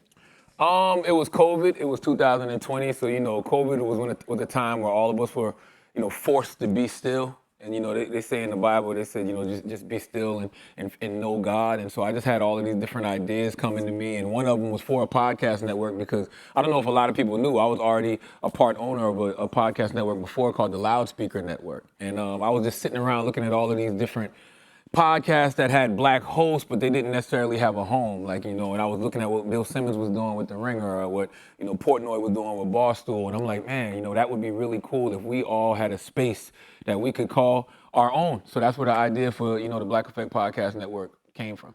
And Dolly, you were brought on as president. So walk us through what kind of has been your big investments to make it like a sustainable business and grow it. Yeah, I mean, the talent, the partnerships, with our original program that we've launched since day one, that's what's been sustaining the Black Effect Podcast Network. The voices that we amplify and elevate across the network is what sustains the network, or the podcast network. And, our amazing partnership with iHeart. They're amazing partners. They support us in all the ways from marketing to sales and all the good things. The machine that is iHeart really is the heartbeat. Ooh. Bars that keeps us alive. It's just a great dance amongst all the things that keeps it going and thriving. I feel so rude too. Hello. I know. I literally was like, yeah. I sat down and waited. It's nice to have a live audience, right? Not just be behind a mic. So as you mentioned, Charlene, it was 2020 when you started it, and I believe it was a 5-year deal. So your renewal is coming up with iHeart. Do you plan to renew? You know what's so interesting about 2020? That it was COVID, right? And so being that it was COVID, everybody that I reached out to said yes to the Black Effect Podcast Network. And that's why we were able to launch with 20 plus, 20 plus different podcasts. But that's crazy you knew that. I was gonna say, how do you know this? Because when the press release says it was a 5-year deal, and the press release came out December 2020, and we're almost there. Guys, Carrie can read. Carrie can read. That's amazing. You've learned anything today. So I don't think you answered my question. Yeah. We call that the weave, I learned. The bob and weave. Saw Donald Trump say that on Flagrant, the weave. So we don't... She's waiting for Dolly, you. can you answer the question? Can you repeat the question? The question is, your deal with iHeart expires at the end of this year. Are you going to renew with iHeart? Why not? I don't like to talk business. It's not the place to talk business. Yeah, I mean, we're having a lot of fun. Media we conference. have a lot of time to decide that. So we'll let you know December 31st at 11:59 p.m. Good answer. What you guys are kind of alluding, though, is that you're talking around. Like your options are... No, I'm not alluding to nothing. Okay. I said I'm weaving. Now you're doing the Dougie. There are options outside of iHeart. It seems to be what we're hearing. So what I'm wondering, though, you did mention before, Dolly, that iHeart has a lot of support. There's this machine. Yes. So what does iHeart provide, from your understanding, that another company can't? iHeart is the... Oh, go ahead. We haven't figured it out yet. What's that? No, I was going to say iHeart is the largest audio conglomerate in the country. Like, there is nobody that does audio better than iHeart. Like, and contrary to popular belief, podcasting is an audio medium. I know everybody's, running to the visual now and, running to YouTube, but that's a different version of what an actual podcast is. A podcast is you on your phone going to that Apple Podcast app or Spotify or the iHeartRadio app and listening to an actual podcast. And I mean, when you have a company that is so good in audio because of all of the different radio stations they have, the great radio talent that they have, from myself to Bobby Bones to Elvis Duran to Ryan Seacrest, nobody does audio better, than iHeart. So when you think about your potential future partner, which could be iHeart or someone else, like what kind of support do you want? Like, so you said like they really provide great support for radio and audio. Is there something else that you need when it comes to like a partner? Absolutely, yeah. Like I said earlier, when it comes to the marketing machine of iHeart and reaching the audio audience in all ways, whether it's radio or across podcasting, they have that down pat. When it comes to sales and bringing in, brand partnerships and advertisers across the Black Effect and audio programming, they're great at it. They're awesome at it. So, they have all of the great offerings that, can potentially say that we would love to stay with them. But, anything is, you never know. Yeah, and we're a new company, so it's just like, we're constantly growing, constantly evolving, as the podcast game is constantly growing, constantly evolving. So you have to look at all of those different things. Yes, we are the largest audio company with iHeart, but then, there are so many other components that make up podcasting now. Like I said, the visual aspect is really big. So you have to, look at a partner and be with a partner that understands all of that. Well, one thing you mentioned is like just the growth of your network, right? So you have the Black Effect Podcast Network. I think you said this year you're bringing in 20 new shows. Yeah, so when we launched in 2020, we launched with about 20 shows. That was some existing partnerships from like All the Smoke, 85 South, Drink Champs, some shows that are very familiar, Already Potting. And then we brought in, partnered with some talent, and we developed some shows with like Just Hilarious. There was a list of shows Ebony K. Williams, Teslin Figueroa, a list of shows that we launched in year one. Since then, we've been growing shows, bringing in some partnerships, developing some Black Effect originals. And this year we were just like, let's just go big. January, we were like, we're going to bring in about 20 new shows. We did just that. And we've launched about 15 of them across the slate so far. Yeah. So there's a few more that we're rolling out this year. So yeah, a great feat, a big feat that was accomplished, and we're excited for it. So what do you look for when it comes to new talent? Obviously each one of your podcasts is different. Each one of your talent is different. But what kind of, when you're adding on those new shows, what are you looking to bring into the fold? Something that stands out, right? We're not nitpicking. It has to have this or be this perfect, or it has to be this voice. Whatever stands out, whatever fills a gap is like, oh, we don't have that on the network. Or it could be interesting to bring them into the fold. So it's a variety of things. There's nothing specific. We're all about amplifying Black voices, but showing that we're not all the same. So we want to, make sure we amplify and elevate and say, hey, there's different perspectives to who we are, and here they are. And you have to have people who really have something to say.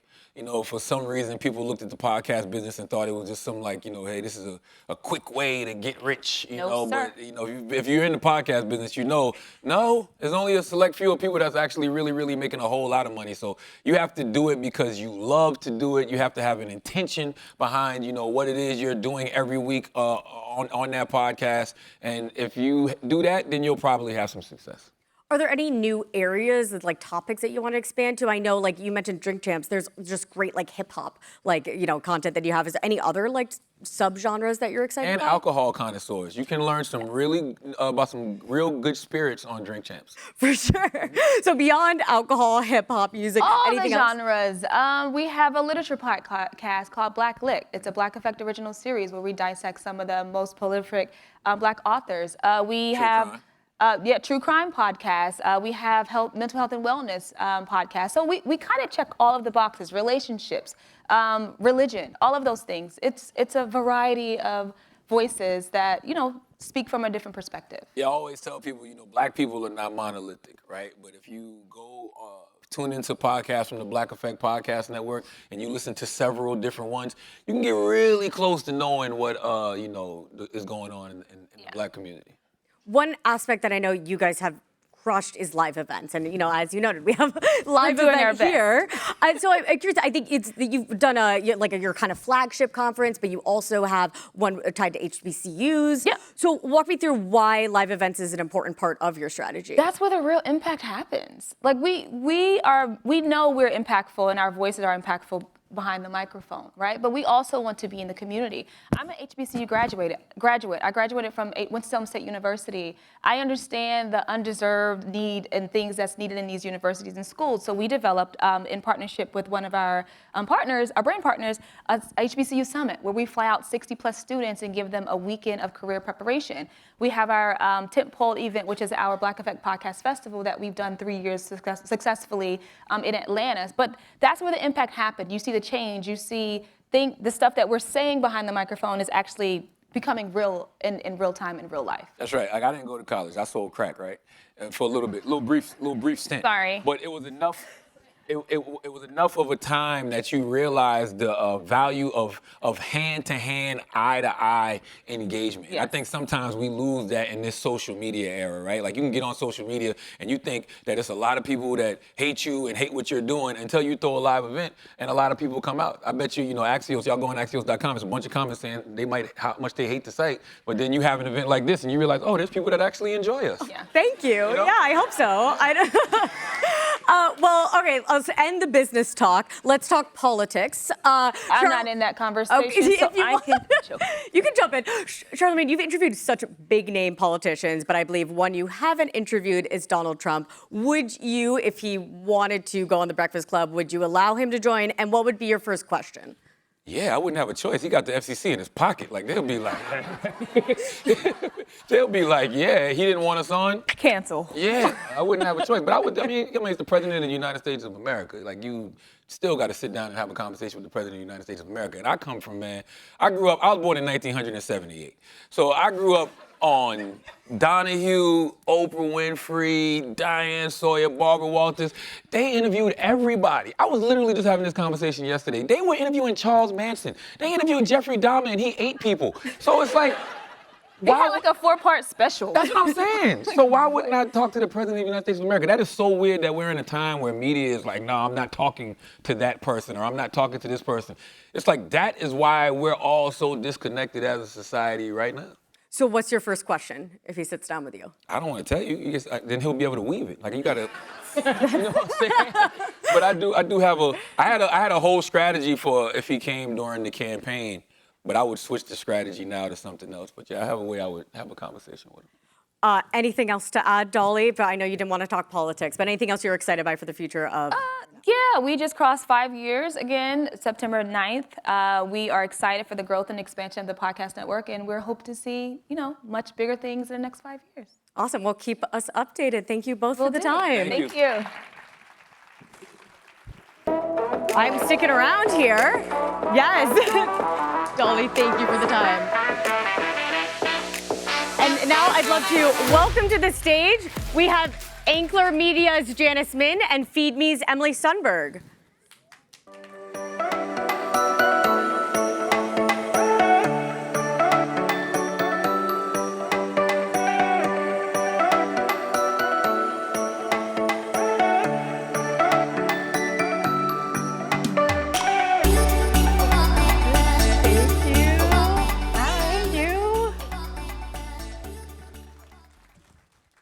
So both of you launched into pretty crowded spaces. Janice, the Ankler against the Hollywood trades. Emily, in the packed newsletter world, though we were talking earlier, it seems like we could launch a lot more newsletters. I'm wondering how you guys have managed to stand out. Like, I'm asking you your secret to success. Yeah. Do you mind if I start, Emily? Go for it. Okay, but I want to hear yours too. Basically, like when you look at the trade ecosystem of Hollywood and entertainment, like it's all owned by the same person now, Jay Penske, right? And so you can see what has happened there in the chasing a scale model, a scale journalism model, where you basically have the same titles, writing about the same thing over and over again, and also chasing web traffic. And I think what we recognized at the Ankler was the value in the depth of information. So we charge $160 a year to subscribe. So we know that people will pay for valuable information, valuable insights, and I think as anyone who sees headlines about entertainment today, whether it's Paramount or Jimmy Kimmel, that a depth of information, it becomes like all the more valuable, all the more important to your job. And you know, in addition to charging this high subscription price and getting you know, everyone in Hollywood to subscribe, we've been able to leverage that list and get really high-end advertising to reach this audience. Emily, what about you? I think with Feed Me, there was a bit of first mover advantage on Substack. I think that you know, I didn't start writing on Substack with a large audience. I kind of went in there with nothing and grew alongside the platform. And I think a lot of the way that I've been able to find success was just timing, which is an annoying answer because you can't go back in time. But besides that, like my newsletter was paywalled from day one, and it was daily from day one. So there was an inherent sort of curiosity about the buzz of what was below that paywall that people were engaging with every day. And then on top of it, like I'm very much in the world of the people that read my letter. So like I go to their restaurants, I go to their parties, I am outside and visiting the businesses that I'm writing about, or I'm speaking with the people that I'm writing about and then recapping it within a few hours. So I think like being very present in New York City and then writing about that for people who both live in New York City or live elsewhere has been sort of, it's picked up like an exciting texture amongst other business newsletters. It was interesting. I met someone recently who lives in Portland, Oregon, and she's a subscriber, and she's like, it makes me feel like I live in New York. I hear that a lot. It makes me really happy. But one thing that also is fascinating, you've grown Feed Me from a one-woman show to, we just talked about, you've hired 2 people. So what's the next extension for the company? Well, we can break some news. I'm gonna launch a podcast this fall. I won't be hosting it, but I hired a restaurant columnist a year ago, and he's become a star in the Feed Me universe. His column is a semi-anonymous restaurant critic, but we're all gonna know who he is now. So I think the newsletter will always be like the core of the brand, and it's where I find stories, and it's where I surface new information, and it's while I'm here with all of you, my readers are talking to each other in the comment section right now. But I'm excited to sort of build out, I said this in an interview with Semaphore earlier this year, but I have very much like a studio mindset. So I like throwing parties, I like sending a newsletter, I like making podcasts, I've made movies, I wanna make more movies. And I think that's the way that like successful media businesses are existing right now. It's interesting, as you noted, you're not the host of the Feed Me podcast, someone else is. Why that choice? I'm busy. Yeah. And in terms of podcasts as well, we talked at the beginning, it feels like there's so many newsletters, but there's opportunity. You saw, like, even though there's so many podcasts, there's growth, there's potential there. I would argue that there's actually like a bit of a white space with food podcasts. Like I can't really think of a cool food podcast that I listen to. I used to listen to Adam Rappaport's, and I think occasionally there's a podcast called How Long Gone, and they talk about restaurants a lot, but it's not a restaurant podcast. And I think that there is a lot of buzz and excitement around New York's hospitality world, and whether you're a celebrity on a press tour or a banker or a writer, you have thoughts about restaurants and eating, and it's also very attractive to advertisers. It's fun. Amazing. So yeah, there's so many podcasts, but that specific topic was an opportunity. It seemed like, yeah, that was the move that I wanted to make for our first show, yeah. And Janice, what about the Ankler? I feel like you're announcing things like all the time. All the time. Can you, Emily just broke news on this stage. Anything else you can share with us? Yeah, so I will follow suit and announce here that we are doing a huge strategic partnership with Letterboxd. And that I will announce it right here, that we are, it's both in editorial and in ad sales. And so for those that don't know Letterboxd, Letterboxd is like the darling of Gen Z. It's a social media discovery platform for film.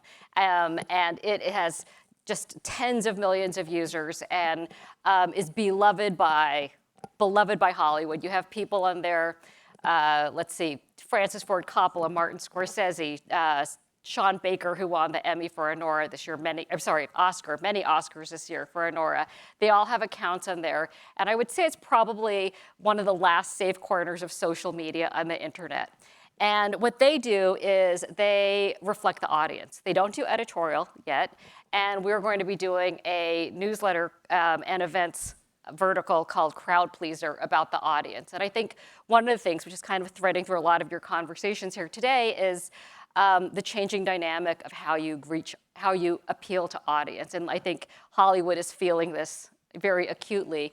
And we're seeing things where, people are watching TV shows through clips, not through clips on social media, not necessarily the shows. You're seeing Hollywood lose control of their content when it becomes meme content. And do you fight it or do you join it? Minecraft, live chickens in the audience and throwing popcorn. All these things are ways that the community is driving fandom, and the top-downness of marketing is struggling. And so we're going to do a newsletter that combines our reporting, which is very good, and in addition to letterbox data and analytics about what they've learned from their audience and about what they're enjoying. There'll be events around that also, but it's a product all about the audience and where it's going. Launching November 12th. We're going to do events around that. We'll announce soon a slate of events. But separate from that, our head of sales, London Sanders, she's going to, for the first time, take over chunks of inventory from Letterboxd, which Letterboxd is a New Zealand-based company. We're based in Los Angeles. And it's going to be this great marriage of industry and audience, sort of the two sides of the entertainment coin. We have a sponsor already and for the Crowd Pleaser product in FX Alienation, which is the Noah Hawley show that's out right now. So we see like a great partnership underway. Well, please invite Emily and me to your future events. Yes, it sounds like it'll be a good time. absolutely. Well, one thing we talked about, Emily, you mentioned that when you joined Substack, you kind of maybe had the early mover effect there. I'm curious why Substack? Why have you continued to stuck with Substack? Because we've seen there are other platforms you can go to, and I know you have to give a percentage of your revenue to Substack. So what has really Substack, brought to you that you want to continue being there? I think, very surface level, the comment section and the chats have been super important to my paid subscribers. So you're getting the newsletter every day, but you're also getting access to these other paywalled corners of the platform. In terms of distribution, I would say a third of my readers are coming from the platform itself. They're finding me through either those annoying notifications that you get when you subscribe to a newsletter, and it's do you want all these other ones? A lot of people find me through that. And like I said, I didn't come over with an audience or an email list. It's grown on there. Why not go somewhere else? It kind of goes back to the time management thing I just said. Even to think about building my own thing, that's a big hurdle right now, and I'm a small team. It's also it's been good for me. I'm really enjoying I hate the word community, but the community that I've built there. And you're even seeing The Economist or New York Magazine or The Infatuation weigh these options, and they've done the numbers, and they're seeing the benefits of the distribution on there as well. So it works if you can figure out the strategy that meets that platform in the right way.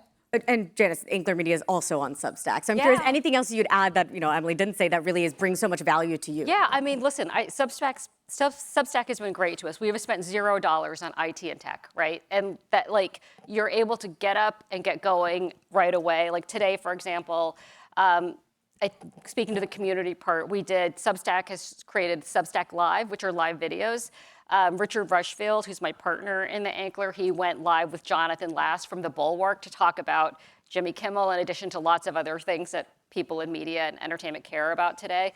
And boom, you have tens of thousands of people watching a conversation live. You own the video. You can put it on YouTube. You can put it on social. It's community building for us. I was watching the subscribers roll into our audience, and likewise, I'm sure some to The Bulwark. And so those sort of recommendations, the community is great, but I imagine a future down the road where, we're going to reverse it from what, let's say, a New York Magazine did, where this will be part of what we do, and we will eventually have someone who can sort of help build us off Substack as well. Keep me updated when you make that shift and provide tips to Emily, I think. One thing I want to just end on is you both had careers in legacy media. Emily, I'm curious with you, what attracted you to legacy media, and then why did you leave? I think, growing up on Long Island, having proximity to New York City, and the media was a booming industry at that point. And I think I'm very influenced by everything will be influenced by my proximity to New York City when I was growing up, and then I went to school in the city. And my first job was running social at The Cut, and it was 2016, so the New York Magazine was breaking stories about Trump and Weinstein and Justin Bieber, and it was just like the most incredible place for a somebody who wants to tell stories to work. That being said, like, it is a gift when I still get to write for a legacy magazine and get edited by like my editor at GQ or like other magazines that I write for occasionally. I would also say like a job like mine, I have to pay a legal team and an editor and a fact checker, and like you don't get that just going independent off the bat. Like, I think Substack has access to legal resources. I haven't ever met them, like Oz figure, but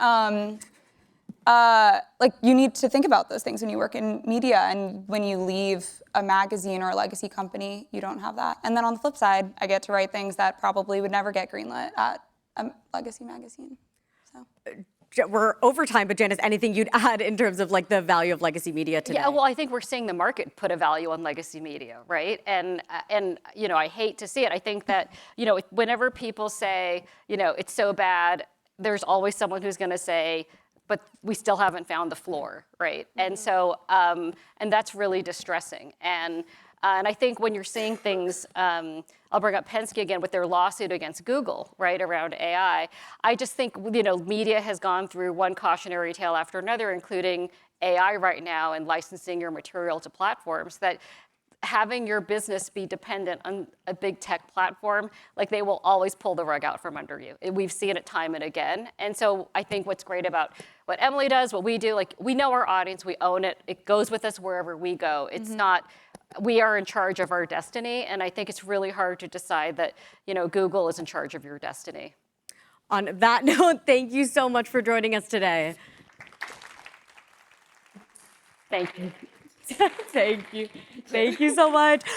We have only a short bit left, but so many more action-packed conversations. So please sit tight as we shift the stage.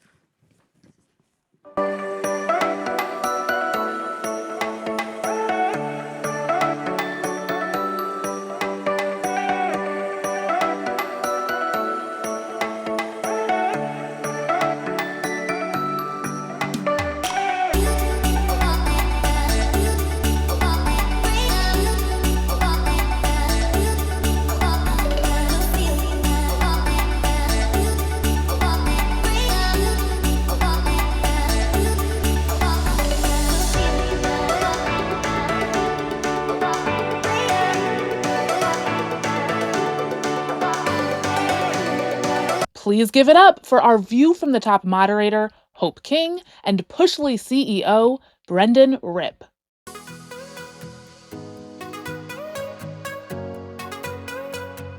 All right. Brendan, thank you for joining us. Thank you for having me. And thank you for being part of this experience, helping to bring media trends to life. We really appreciate it. It's an honor to be here for the inaugural Media Trends Live. I think it's the best one. This is a bit of a homecoming for you. This room in particular is, yes. I worked at Time Inc. for 16 years, working on the Sports Illustrated, Fortune, Money, and Time brands. And we occupied this building before we were acquired by Neil and his team. But I was already gone by then. But yeah, it's great to be back. And now you're merging your passions for journalism technology together into Pushly. For those not as familiar, how would you describe Pushly? So Pushly is an engaging notification platform. So if you were to arrive at a website on your desktop or mobile device, you'll eventually see that browser drop down that says, this domain would like to show you notifications. When you do accept notifications, and many of you in the audience will say, oh, I never click allow on that. Well, the reality is many of you already have, and on average, across our entire global network, about 7% of your daily audience will click allow. At that point, you'll start to receive notifications from that domain across the top right of your screen if you're on an Apple, bottom right on a PC, and obviously in the system tray on your mobile device. And merging these two passions for premium content, brands, content written by human beings, which I believe is still a thing. We're a fan of all of that, including what we're able to do to support local journalism and make sure that local journalism still thrives for the future of our democracy. Specifically for brands, both on the product and services side, what key challenges are you solving for them? So it was funny, Neil and Roger in their interviews earlier pretty much wrote the presentation for Pushly, in that every single brand in this country, if not world, is talking to their investors or Wall Street about DTC. Everything wants to go direct to consumer. Well, what's fundamentally changed, obviously, is AI, and those guys mentioned it ad nauseum, but as Google transitions to be an answer engine rather than a search engine, a majority of the world's publishers and e-retailers have lost literally 30 to 50% of their traffic overnight. And so if you think about the store is now officially closed, where are you going to go to create that one-to-one dialogue and one-to-one relationship with the consumer? So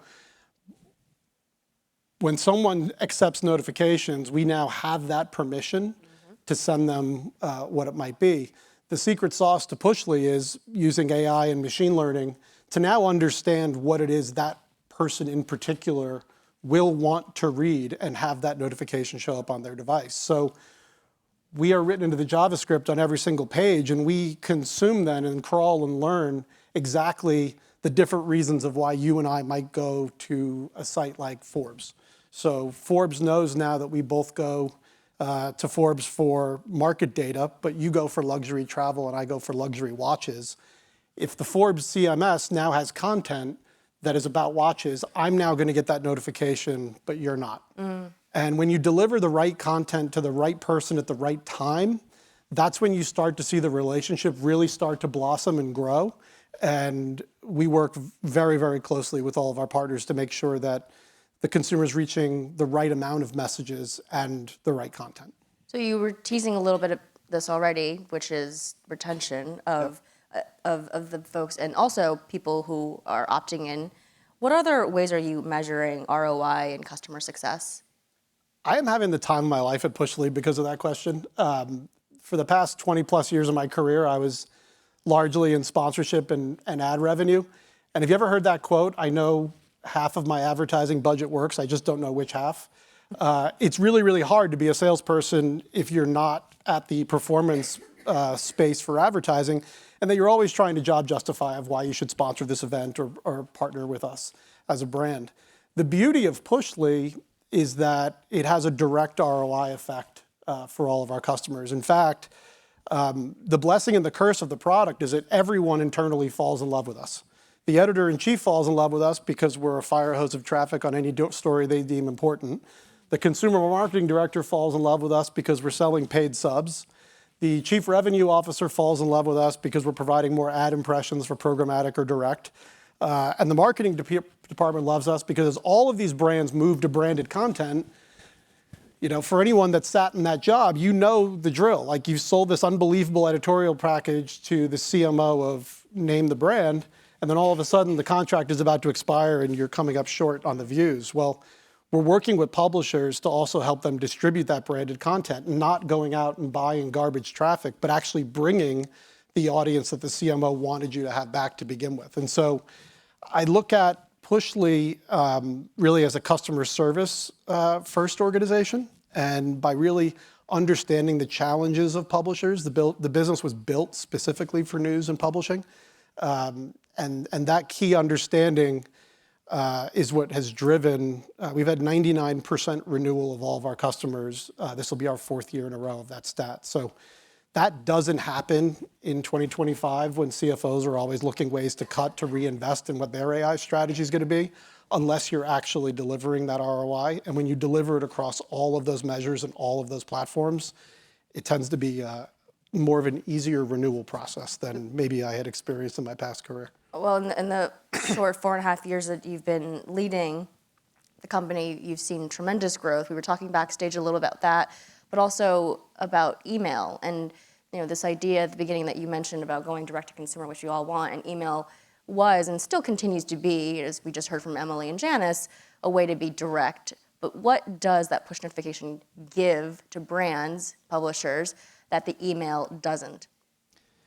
Well, there's several things. First of all, I think one of the challenges that media and publishing companies are having is that since the search traffic is significantly declining, they're using every tool at their disposal to have that one-to-one relationship. So for example, I just signed up for a global subscription to a financial institution. As I was going through the subscription process, it said, are you interested in crypto? Yes. Are you interested in real estate? Yes. Am I interested in media? Yes. Well, my second or third day of being a customer of theirs, they sent me 15 emails. And I don't have time to read 15 newsletters a day from every brand in my business life and my personal life. Go Jets. And I just see that there's a significant challenge there. So by utilizing our notification technology, as long as the browser is running, the notification shows up. And so to get that guarantee of your notification is going to cut through the clutter and get to the consumer is important. One of the other things that we've focused on a lot with news organizations particularly, and our partners in the weather alerts business, is speed to the consumer. So don't get me wrong, like there's a lot of premium brands we work with that no one would ever argue that they don't have the best newsroom maybe in the country, if not planet Earth. But if I read through a notification from a smaller news organization that the Pope died peacefully with several people around him, and I read your email 12 minutes later, don't get me wrong, you have the superior newsroom, but the reality is I've already read the fact that I need from a push alert, and I don't need to click on that article. So you can also really take advantage of late-breaking news and things that can't wait. And it's really a portfolio of services too, if you think about what everyone provides. For sure. Over the next 3 to 5 years, and I know you touched a little bit about how on AI is already helping you figure out the right permissions. How else do you see the products and services that Pushly evolving? So we're fighting AI with AI. So it's really interesting because all these publishing companies and e-retailers, their traffic, like I said, has dropped like a stone, and they've called us and said, hey, you know that thing you pitched a year ago? We really need that. So our business is taking off tremendously. And including building our own AI platforms, we're also finding partners. So we haven't made the announcement yet, so I'm not going to name the CDP, but we partnered with a CDP who's actually building a recommendation engine for a large global publisher. And when you think about publishers and e-retailers, there is a boatload of historical content that you spent money on, years ago that still would be valuable today if you found the right person at the right time. So if you're a news organization and you've sent out the notification that there's a hurricane that is going to hit North Carolina, and at the same time, through our data, we now know that that person is not only interested in that hurricane, but based on their past 90 days of traffic, they are weather obsessed. And you have in your archive a story that you had done 6 years ago on the anatomy of a hurricane. This is a great opportunity for you to continue building that relationship and that conversation with your audience in a way that they're just not going to find in a Google search world in 2025. And it's not something you're going to put in your email newsletter either. So we're very strategic in terms of how we work with our partners to help them build that relationship and keep that one-to-one dialogue very strong. Permission, timeliness, engagement, you've got it all. Brendan, thank you so much for joining us. Thank you so much. Again, for helping make this come Thank through. you for having me. Appreciate it. Good to see you. Thank you.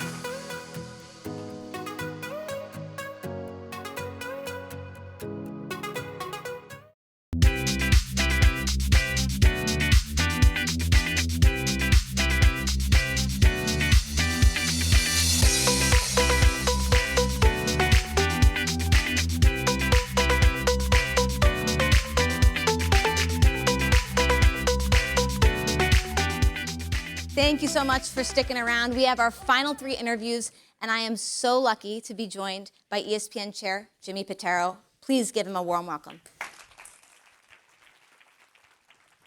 Jimmy, thank you for being here. Thanks for having me, Appreciate Sarah. you so much, especially because you have been very busy.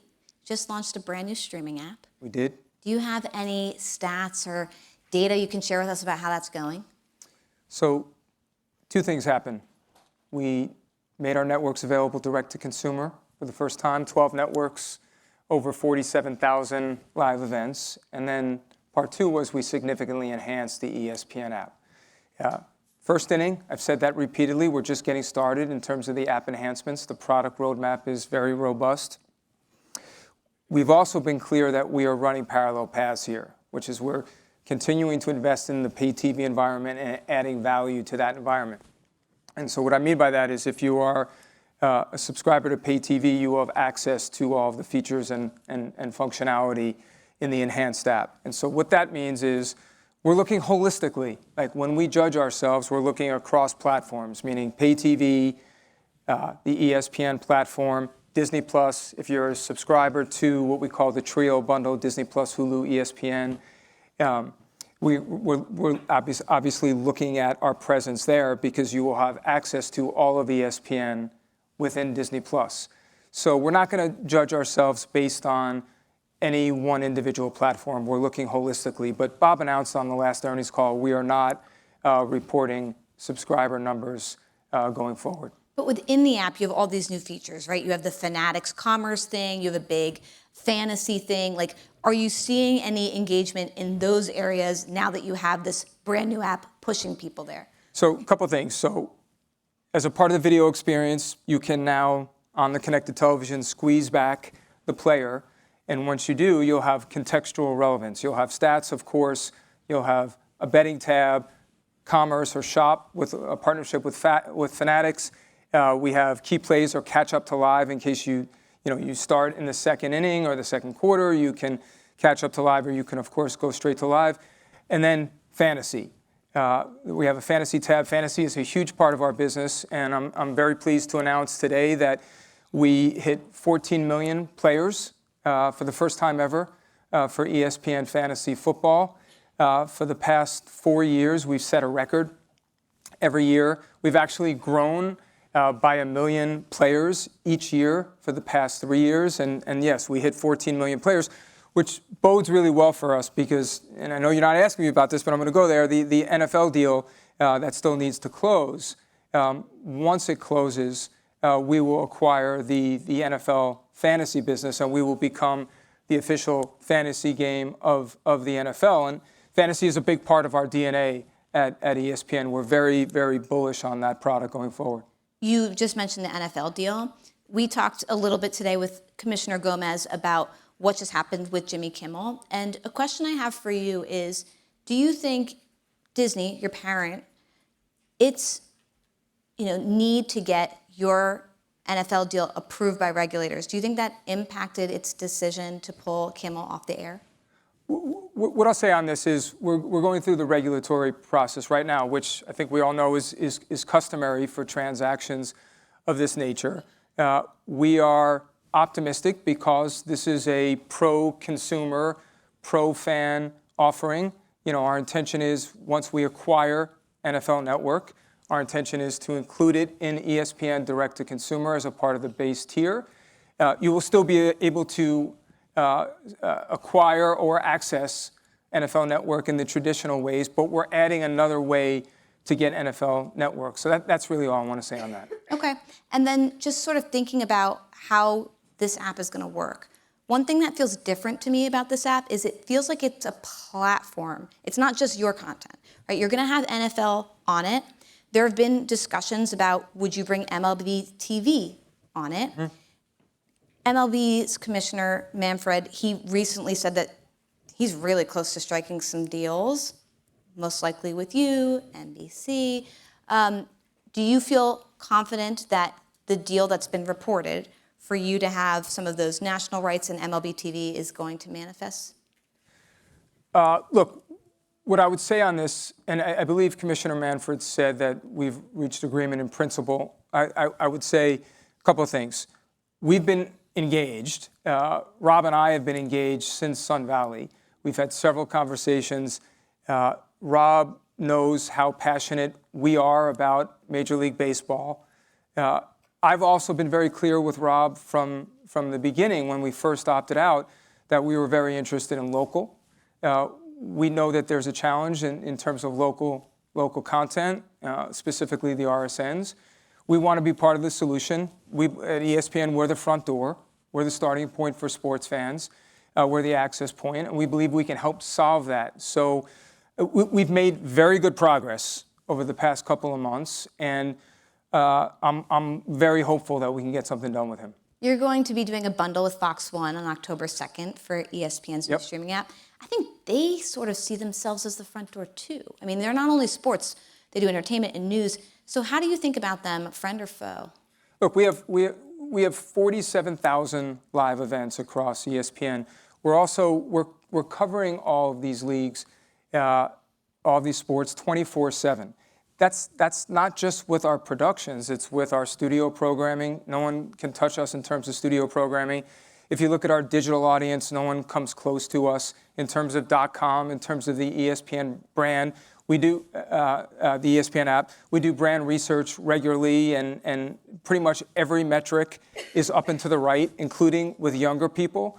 Younger people see us as the most trusted sports brand, the most innovative sports brand. Probably the thing that we're most proud of at ESPN is that younger people see us as a digital-first brand, right? So we all know that for someone like me, ESPN is good.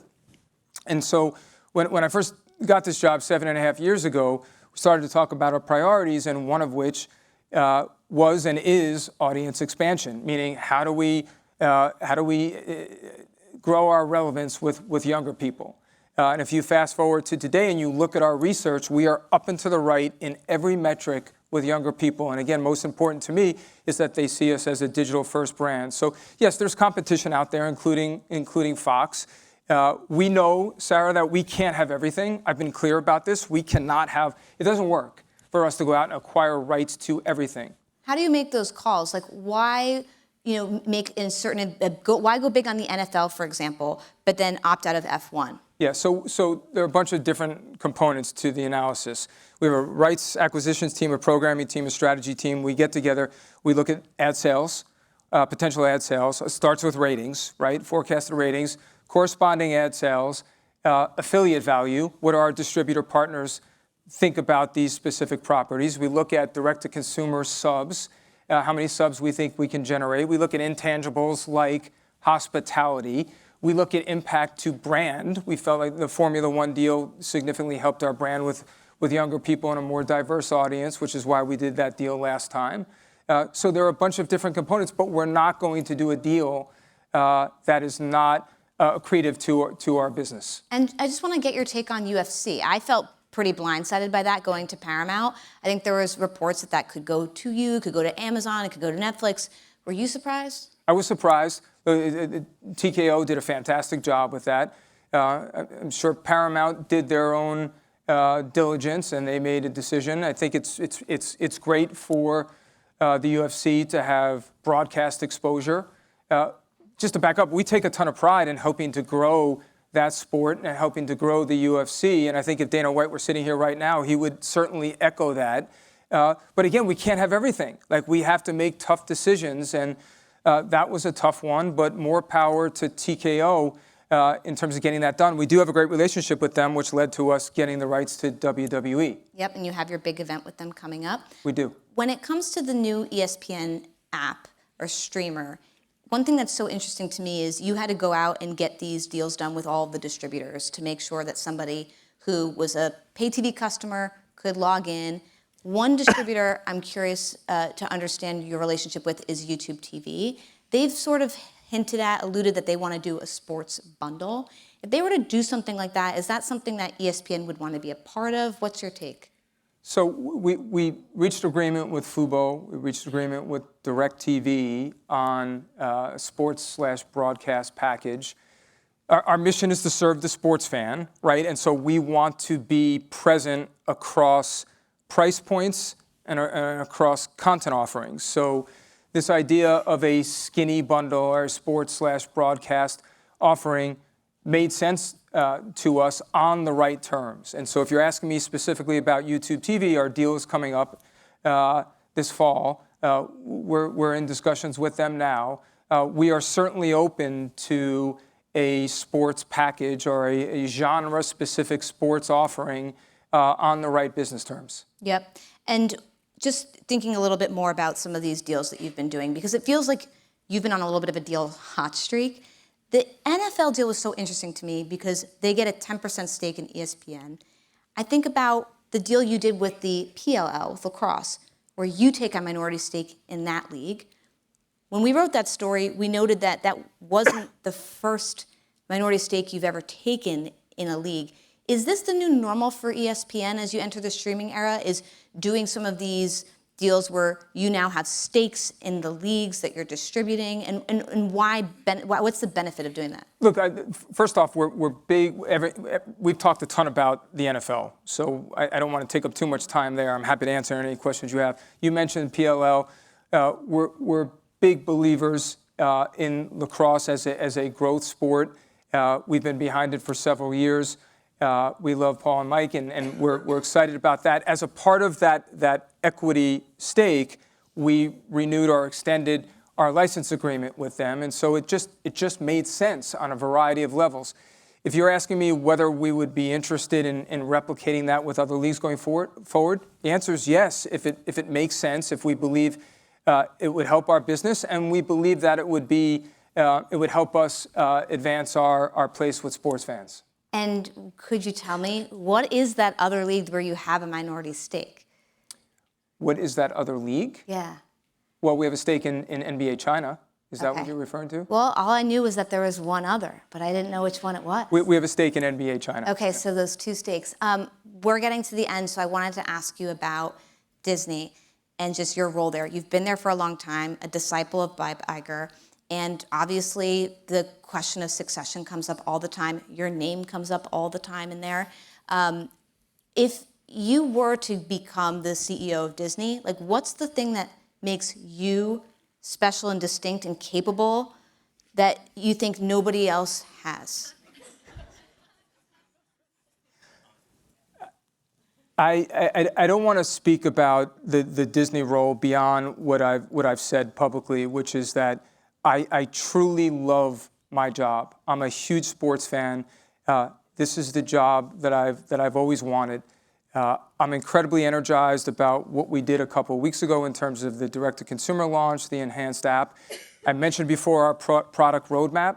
I could not be more excited about what's coming in terms of these enhancements. And just to kind of answer your question, that is my background. My background is digital. I spent over a decade at Yahoo/Launch.com. I'm passionate about digital. I'm passionate about digital product. And I believe that that's one of the areas where I add value to the ESPN team. And that is what motivates me and excites me, working with our product folks to serve the sports fan. Great answer, Jimmy Pitaro. Thank you so much for your time. I appreciate it. Thank you. Thank you, Jimmy. Appreciate it. Up next, we have one of the most interesting and innovative social media founders and CEOs of our time. Please put your hands together for Snap CEO Evan Spiegel.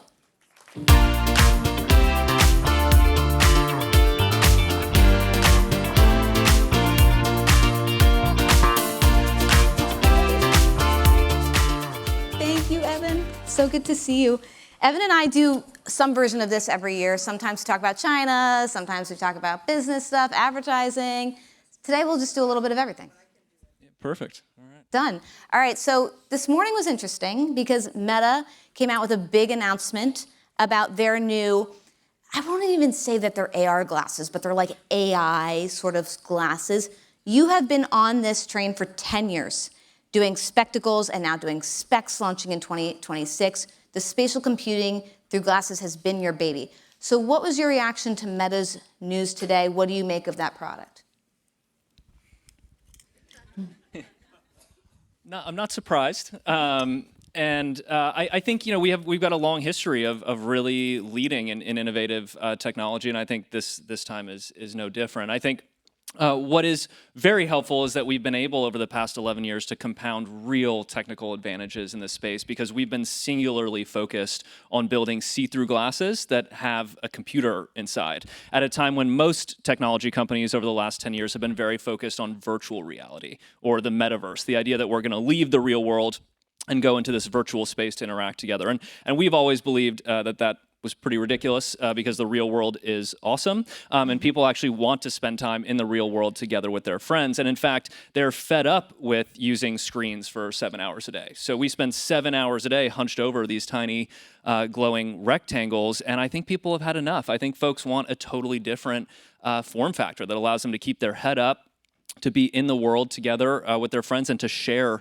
their computing experience. So that's the journey we've been on over the last 11 years. We're so excited to be launching our consumer version next year. But what's been great is developers have already been building such amazing Lens experiences with the developer version of Specs that's already out, that came out last year. So if you haven't had a chance to just see what people are building, the easiest way might just be going to the Spectacles Reddit channel, and you can just see almost every day people are building amazing stuff. It can give you a flavor for what's coming next year. I've tried it, moving the jellyfish with my hands while wearing the glasses.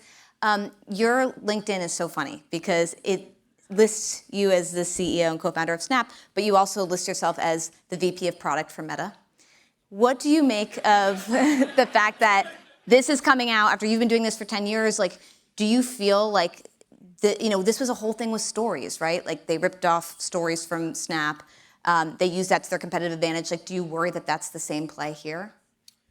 I think this time is very different, right? When we started Snapchat, we were a late entrant to an already very developed, social media or digital advertising market, right? So, whether it's Google or Instagram or WhatsApp or Twitter, all of those services, Facebook, all of those services came before Snapchat, and they already had way more scale. They'd already had very well-developed digital advertising platforms, and so just to survive and grow in a market with such massive, trillion-dollar competitors, we've had to continually innovate and reinvent ourselves, reinvent our business. And now we're on pace to, reach 1 billion people using Snapchat next year.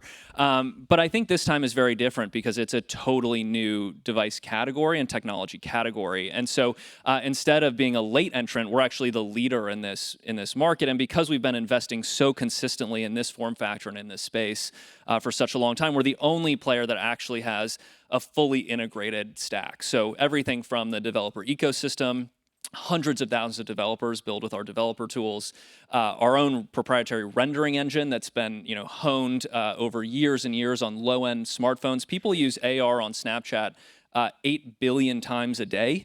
Google search, I think, is 14 billion times a day. So just to give you a sense of the scale for how often people are using augmented reality just on the smartphone today. So that rendering engine has, I think, been a big part of our strategy and has been really honed through just so much use over so many years. And then, of course, we built our own operating system, our own optical engine, meaning that lens, that piece of glass that sits in front of your eye, and the projector system as well. And then, of course, more surprises coming next year. So I think that's a very meaningful advantage, and we're just so excited to be able to share this product with the broader world soon. You used the word form factor. I remember when I covered your IPO back in 2018, it said on the S1, Snapchat is a camera company. Like, is Snapchat still a camera company? Is it a form factor company? Is it a specs company? What is Snapchat? I think Snap is a technology company, but now as the company's evolved, we've got a number of different services. We've got, a communication service in Snapchat. With Lens Studio, we have, the world's most advanced augmented reality developer tools. And with Specs, we're trying to make computing more human. So I think now, we're a multi-product or multi-service company. But, Snap, I guess now you could say, is a technology company, although we are so passionate about the camera. In terms of competing against folks like Meta, your stock is trading in a very different place than Meta's is. I can see one saying it would be very hard to compete financially with Meta. Like, what is your plan to be able to do that? Would you ever merge with a company? Would you raise money? Are you raising money? I think we've been very capital efficient in terms of our investment in the hardware side, and again, I think part of that's just being early, right, and being able to consistently invest and compound this advantage. We've definitely explored ways to accelerate our progress there because we are really at this inflection point. I think partly because of all of the development in artificial intelligence. So not only do you get a much more human form factor, right? You're not staring at the screen that's blocking you from the world, but AI is able to see and understand the real world around you and also what you're doing on your computer. And so I think that sort of context is very, very powerful in this environment where AI can understand that and then make recommendations to you or otherwise assist you in your daily life overlaid on the real world. So I do think we are at a bit of an inflection point, although we certainly have the capital to continue to invest. We generate free cash flow on top of all the investments that we're making in this area. So I think we're well positioned to win, especially just given our leadership and our long-term focus on this space. So no need to raise money or anything like that? No need to, but I think if there's an opportunity for us to accelerate, that's something that we could consider. And then when I think about everything that you guys are doing, you just wrote an investor letter. I thought this was interesting. You called this like a crucible moment. One of the things that you said was that you have to think about how you're going to increase margins to help fund some of these efforts. That's part of being in this crucible moment. And you said that one of the reasons that your margins are down now was because infrastructure costs, payouts to publishers, creators. Like, should we expect that in order to increase some of those margins to put specs where you want it to go and compete, that you will, pay creators and publishers less? Like, what should I be making of that note in the letter? Yeah, well, the number one way to improve our gross margins is to accelerate revenue growth. So that's primarily where we're focused. But I think one of the things I talk about in the letter is that Snap's a bit of a what I call a middle child, right? In the sense that we are very large in terms of our scale and our engagement, right? Reaching more than 75% of 13 to 34-year-olds in over 20 countries, including the U.S. On our way to 1 billion monthly active users next year. And at the same time, we generate far less revenue than some of these multi-trillion-dollar tech companies. So we're a lot bigger than smaller players like a Pinterest or a Reddit or something like that. But we have I think less revenue obviously than the bigger players, and so that squeezes our gross margin. So I think it's something for our team to be aware of. But I think if you looked at where I put gross margin in the list of our priorities, it was certainly far below our revenue acceleration efforts, both in terms of advertising, but also in terms of our direct revenue business. We now have a subscription business that I think is about $700 million in annual recurring revenue that we've developed over the last couple years, and so that's how many subscribers? 8 million. I think we're close to 15, 16 million subscribers now. But that business is growing north of 60% year over year. So I think that's another really meaningful revenue driver for us.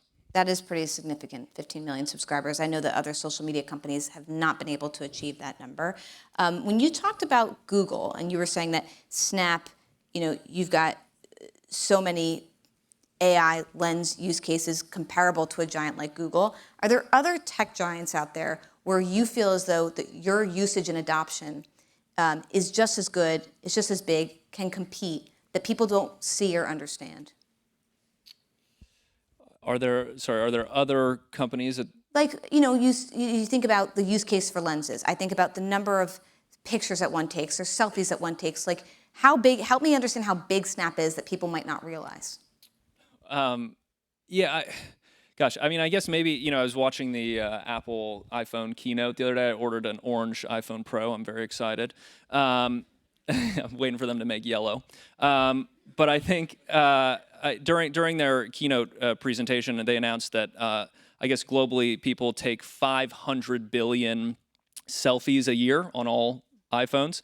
So I sent a note to our team. I'm like, God, 500 seems a little low. Like, I don't know, And turns out people on Snapchat take well over 1 trillion selfies a year. So more than a multiple of all selfies taken on all iPhones every year, which I thought was pretty interesting. Are you the biggest selfie company in the world? I mean, I hope so, right? I feel like that would be awesome. I don't know. Maybe you should be in your S1 next time, Snapchat, the selfie company. Evan, you always have really smart thoughts on national security and China. And obviously, we're in a place now where it looks like a deal might be imminent to hand U.S. operations of TikTok over to Oracle, Silver Lake, and Andreessen Horowitz. I'm just curious your take on that deal. Do you think that solves the national security question? It's so hard to say without any disclosures around the deal. So I think we should all wait and see if any specifics are disclosed, and then we can ascertain whether or not it addresses the issues that Congress was concerned about. And broadly speaking, do you think it's a good thing if it gets sold to a U.S. company or U.S. investors? Again, I think it's hard to say without understanding the specifics. I think the concern, of course, is that it creates a precedent, and I think that's what China has always been worried about. That if there's this precedent that now anywhere a Chinese company operates, the country could just decide, hey, actually, we're going to take a piece of that. I think there's some real concern, and I think United States-based companies should also share that concern that could happen in other countries around the world as well. Yep, I think Meta has a similar point of view on that. Quickly, wanted to just ask you about Spotlight. So this was, as we were talking about TikTok, your sort of TikTok competitor. It's vertical video. It's focused on creators. One of the things you mentioned in that letter is like, how do we figure out ways to drive even more engagement in Spotlight because it's working? Like, what is the path forward for Spotlight? How are you going to grow it? Yeah, so I think Spotlight's now, more than 40% of our total content view time. So I think it's grown quite nicely, really as a complement to stories. I mean, stories are really kind of a chronological kind of day in the life, right? That much more about these authentic moments throughout your day. And I think Spotlight has really become more of a best of Snapchat. And certainly what's been great about Spotlight is the way that it's helped creators grow their distribution. In the past, it was more difficult for creators to add new subscribers or find new folks to follow their content. Now with Spotlight, if they make a great video, they can get discovered a lot more easily. So I think we've gotten some really good feedback around that. I think as I look at our strategy for differentiating Spotlight, it's really about using the strengths of our camera. People are making billions and billions of snaps every single day in our camera, and so there's so much, organic, exclusive content that's native to Snapchat, and really making sure we're distributing that content, I think can make Spotlight a differentiated surface on the internet. We are running out of time, so I just have one somewhat fun, somewhat controversial thing to ask you, which is, Snapchat has still not brought Donald Trump back on the app. You're one of the only social media company to hold out on your core decision, your initial decision. Do you walk me through why that is? And I haven't seen you dine at the White House, for example. Like, you're not one of those tech CEOs that is scrambling to be in that environment. I just want your POV on that. Well, as the president would say, fake news. He's got access to the White House account, to his personal account on Snapchat. So I think we've always engaged, and this is the case with this administration, but it's also been the case, with prior administrations. We try to be constructive, and we generally engage privately on the issues that are most important to them. So I think, more recently, that was the Take It Down Act, which was signed into law. I think that's a really important piece of legislation that will help keep young people safe online. The First Lady just invited teens from our Wellbeing Council to the White House, which was super cool, and they got to have that experience and talk about online safety, at the White House. So I think we found ways to really try to be constructive, to make sure that we're doing our part. I think as an online service, right, as a digital platform, we have a real responsibility to our community, to Americans here in our country, and we're always looking for ways to work constructively with this administration and other administrations. 1 trillion selfies, Evan. That is quite a legacy and a feat. Evan Spiegel, round of applause. Thank you so much. Thank you. I'm going to have you go out. All right. We have one last final interview before we wrap our program. And just a reminder, please join us for cocktails after we wrap. Our next and final guest needs no introduction. She is the former head of Paramount Global, vice chairwoman, and now she runs the Redstone Family Foundation. She is a media icon, and she's got a lot to say. Please join me in welcoming Shari Redstone.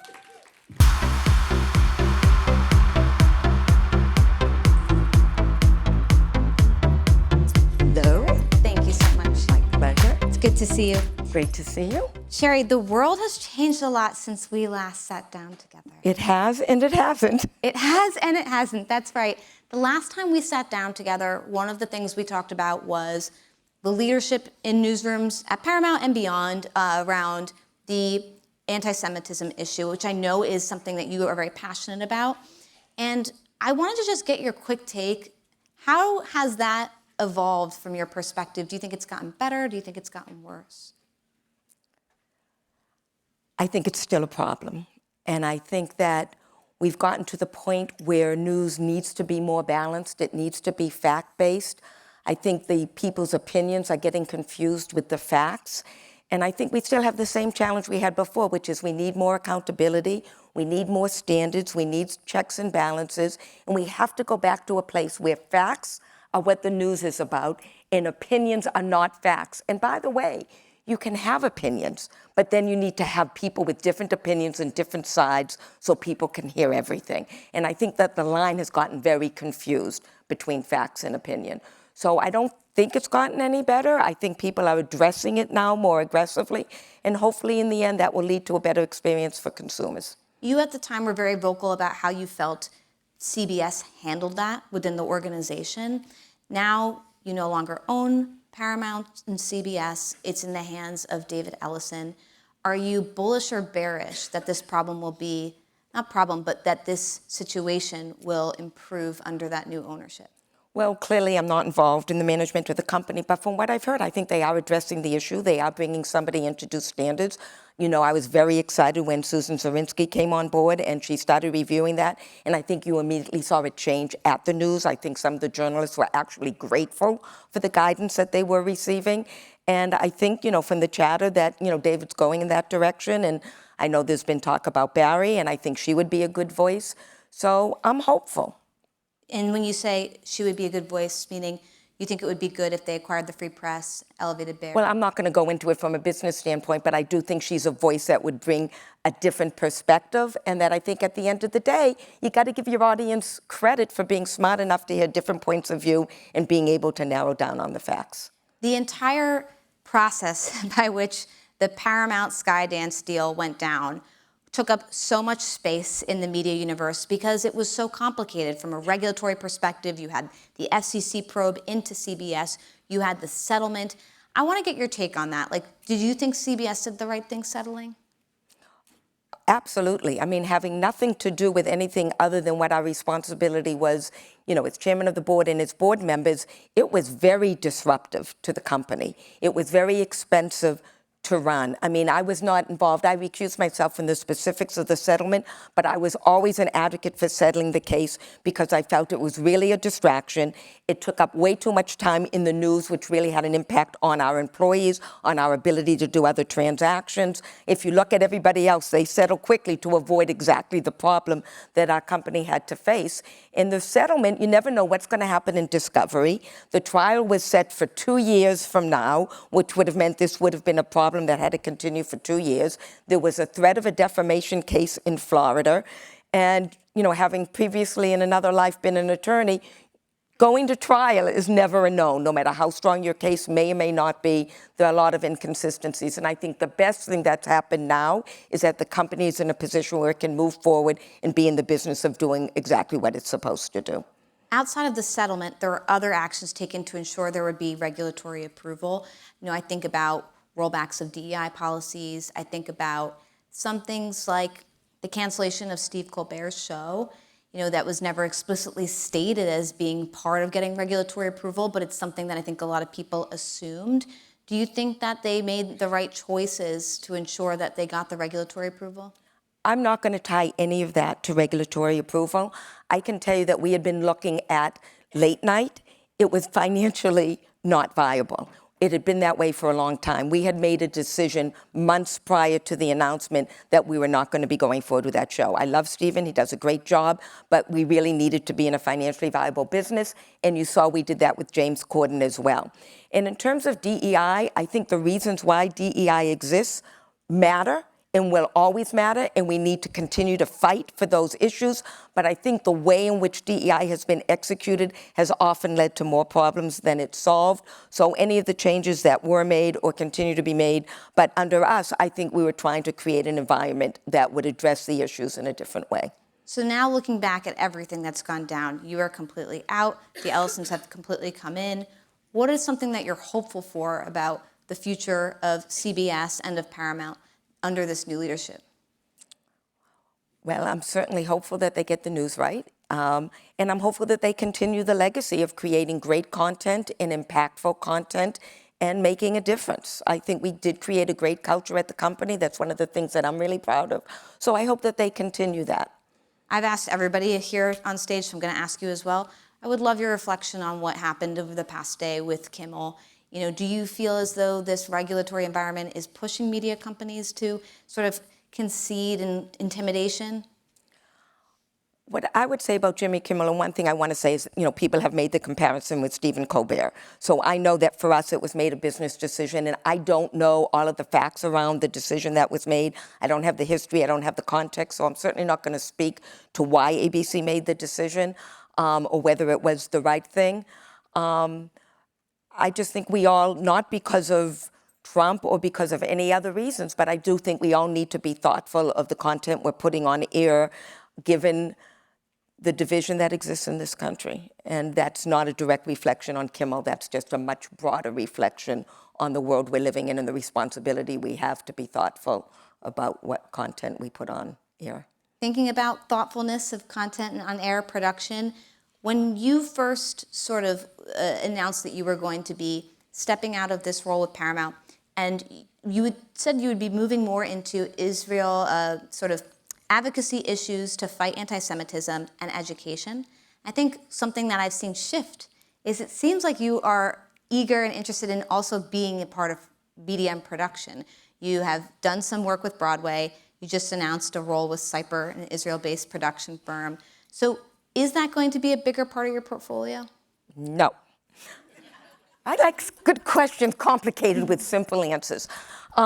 I got involved with CPOR, frankly, because we had worked with them on the film We Will Dance Again, which won an Emmy, if you don't know, which was all about, what happened at the Nova Music Festival on October 7th. So I originally started spending time with Emilio, who's the CEO and founder of the company, and just talking to him about We Will Dance Again, about his company. And the more I spent time with him and I got to know his team and I took a look at the content, that he was creating, it started to be exciting to look at it a bit differently and to work with him going forward. But I think that's very consistent with what I'm doing. One, an important part of that company is they do create documentaries. We're working with Yariv Mosher on another documentary as a follow-up to October 7th. But they also create great commercial content. And they have a vision to be an international studio based in Israel. And to me, supporting Israel is one of the ways in which we can fight the negativity that's out there around the country right now.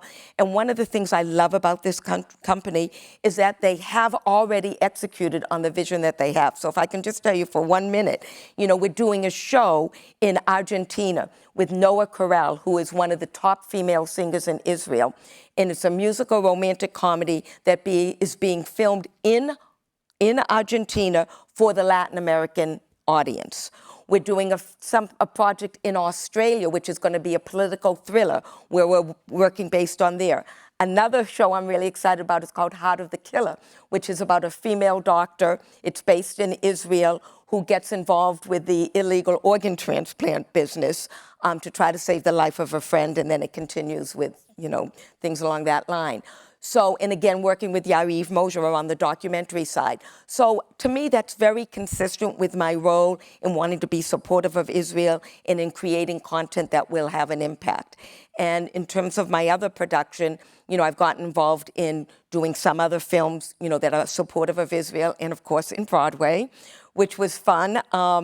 My partner there, Alex Levy, who I think might be here today, he actually produced a show called Job, which was fantastic. And then together we invested in Sunset Boulevard, which won a Tony. So this was a good year for me. And now we're very excited to be bringing Giant to Broadway in the spring. We were involved in the production of London. It was a big hit. So it's something that's really fun. And it just coincidentally, Giant is involved really in the anti-Semitic legacy of Roald Dahl. So it really does, in the end, combine very well with what I'm doing in my foundation. But it's fun. Something that strikes me about you, Sherry, is that when you talk to a lot of people in media, high-level media, a lot of them are supporters of Israel, but they're not vocal about it because right now, in such hyper-partisan environment, it can feel like a business risk to put your neck out there and to support one side of a war or one side of a cause.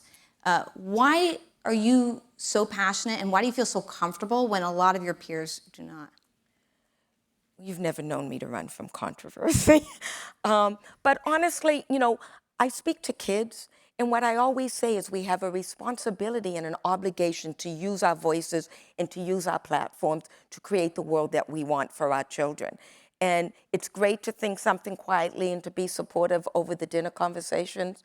But if we can't use our voices and really help to change the narrative and influence the narrative, what are we doing?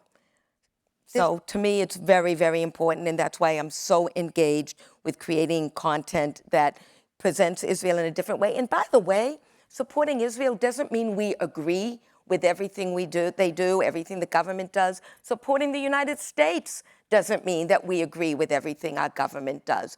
But there's something about Israel that it's a magnet. Somebody told me the other day it's like 0.02% of the population and 60% of this negative coverage that we're seeing on here. People aren't talking about what's happening in Sudan. They're not talking about other, countries. I laugh because you talked about the attention that, Paramount got during the transaction and everything else. There are certain things that seem to be magnets, and not always for the right reason. So I really want to kind of cut through that and be a voice that presents the other side and that, tries to use the platforms I have to get content out there, because I am a big believer always that content leads to conversation that leads to change. And so that's why I'm still in the media space, and you can look at content as the conference you're doing today, as a show on Broadway, as a film, as a series, as an experience, and that's what I feel my mission is. You mentioned, using your voice. Right now, we're in such an interesting time around the free speech debate. On one hand, you have groups who think that we're not doing enough to uphold free speech and we're censoring it. And others think that, there's more that we could be doing to, I'm trying to be coy here and not trip over myself. I'm listening carefully to your words. Yeah, I just think that the free speech debate has become very politicized. And interpretation of the First Amendment has become very politicized. And you're somebody who wants to use your voice. Like, how do media companies use their voice, tell the truth in this era where it feels like the First Amendment is being politicized, weaponized, and sometimes against the law, oftentimes against media companies? Well, first, I just have to say, when you talk about First Amendment speech, I do think about what happened on the college campuses. So I do want to draw a distinction between free speech and hate speech, because hate speech is not protected by the First Amendment. And I think that's what we saw a lot on college campuses, that the presidents did not go out and protect kids the way they needed to. So I want to make that distinction. And I think you have to have the facts. And that's why I come back to a balanced approach that is fact-based. We have to be able to distinguish between the facts and between our opinions. And one of the things that I find, even in the conversation around DEI and other things, is that we get caught up a lot of times in these arguments. But if we could both take one step backwards and understand where we're agreeing and where we're disagreeing, we can often create common ground. So I think it's really important to have those facts, to know what you're talking about, but to continue those discussions. Because honest to God, I remember another statistic I used once, that, people, and I do a lot of work bringing the Black and Jewish community together, and like our genetics are what, 99-point-some% or 97 the same, and our difference is so little, and yet we allow that to divide us. So I think more than ever, the more complicated the world gets, the more important for us to be very simple, to talk the facts, to build relationships, and to have those tough conversations that ultimately will bring people together. What about a world where people don't agree on what the facts are? Well, that's a real problem. And that's why you have to make sure that if you're presenting your opinion of fact, you need to make sure you have another perspective out there so that people can see that. And that's really interesting, because I know one of the concerns, I met with the IDF in Israel, that they had is when people are going to go back and they're going to look up October 7th, and they're going to use AI, and they're going to find the content that's most viral, will the facts, will the truth be lost? And I think that's what's become very complicated today. It wasn't so complicated before, and I think, just like I said, things have changed, things haven't. Sometimes going back to basics is not a bad thing, and I think that's something that we need to do. At Axios, we always like to end on one fun thing, Sherry. So looking back at your career, all the things that you went through with Paramount, what is the one thing that you are the most proud of? Surviving. No. I can't say that there was one thing. So Thanks for the question, but. I think, it goes way back then. Look, I'm so glad these companies came back together again. I don't know what the future holds for them, but, just last year we became the #4 streaming service. We were the last to market, and thank you for that. We were the last to market, and I think we found a really great way to, on a limited budget, get more #1 hits per dollar spent than any other company. But what I'm really happy about is the culture we created in the company, the success we had as a company. Last year was we had one of the best financial performances that we had had in years, and I really think we positioned the company well for the future, and that the Ellisons will bring in the financial resources they have, the technology to really be able to compete in the media, environment. It's been complicated. It hasn't always been fun. I'm super grateful for a lot of the people I had the opportunity to work with. But now I'm super excited about what I get to do next. And I ask all of you guys, whatever side you're on everything, don't look at it as sides. Look at it as an opportunity. Use your voices to bring people together. Because I really believe we have to be very proactive, and then we can make things happen and make the world that we want. Sherry Redstone, always a fiery conversation. Thank you so much. Thank you so much. Appreciate Thank you, it. everybody. Thank you. Thank you so much. And thank you to everybody who came out today and stayed the whole day. We are so grateful for all of your support at Axios. Thank you to People and to Pushly for making this possible. And we would love to join you for cocktails right outside the venue. See you next time.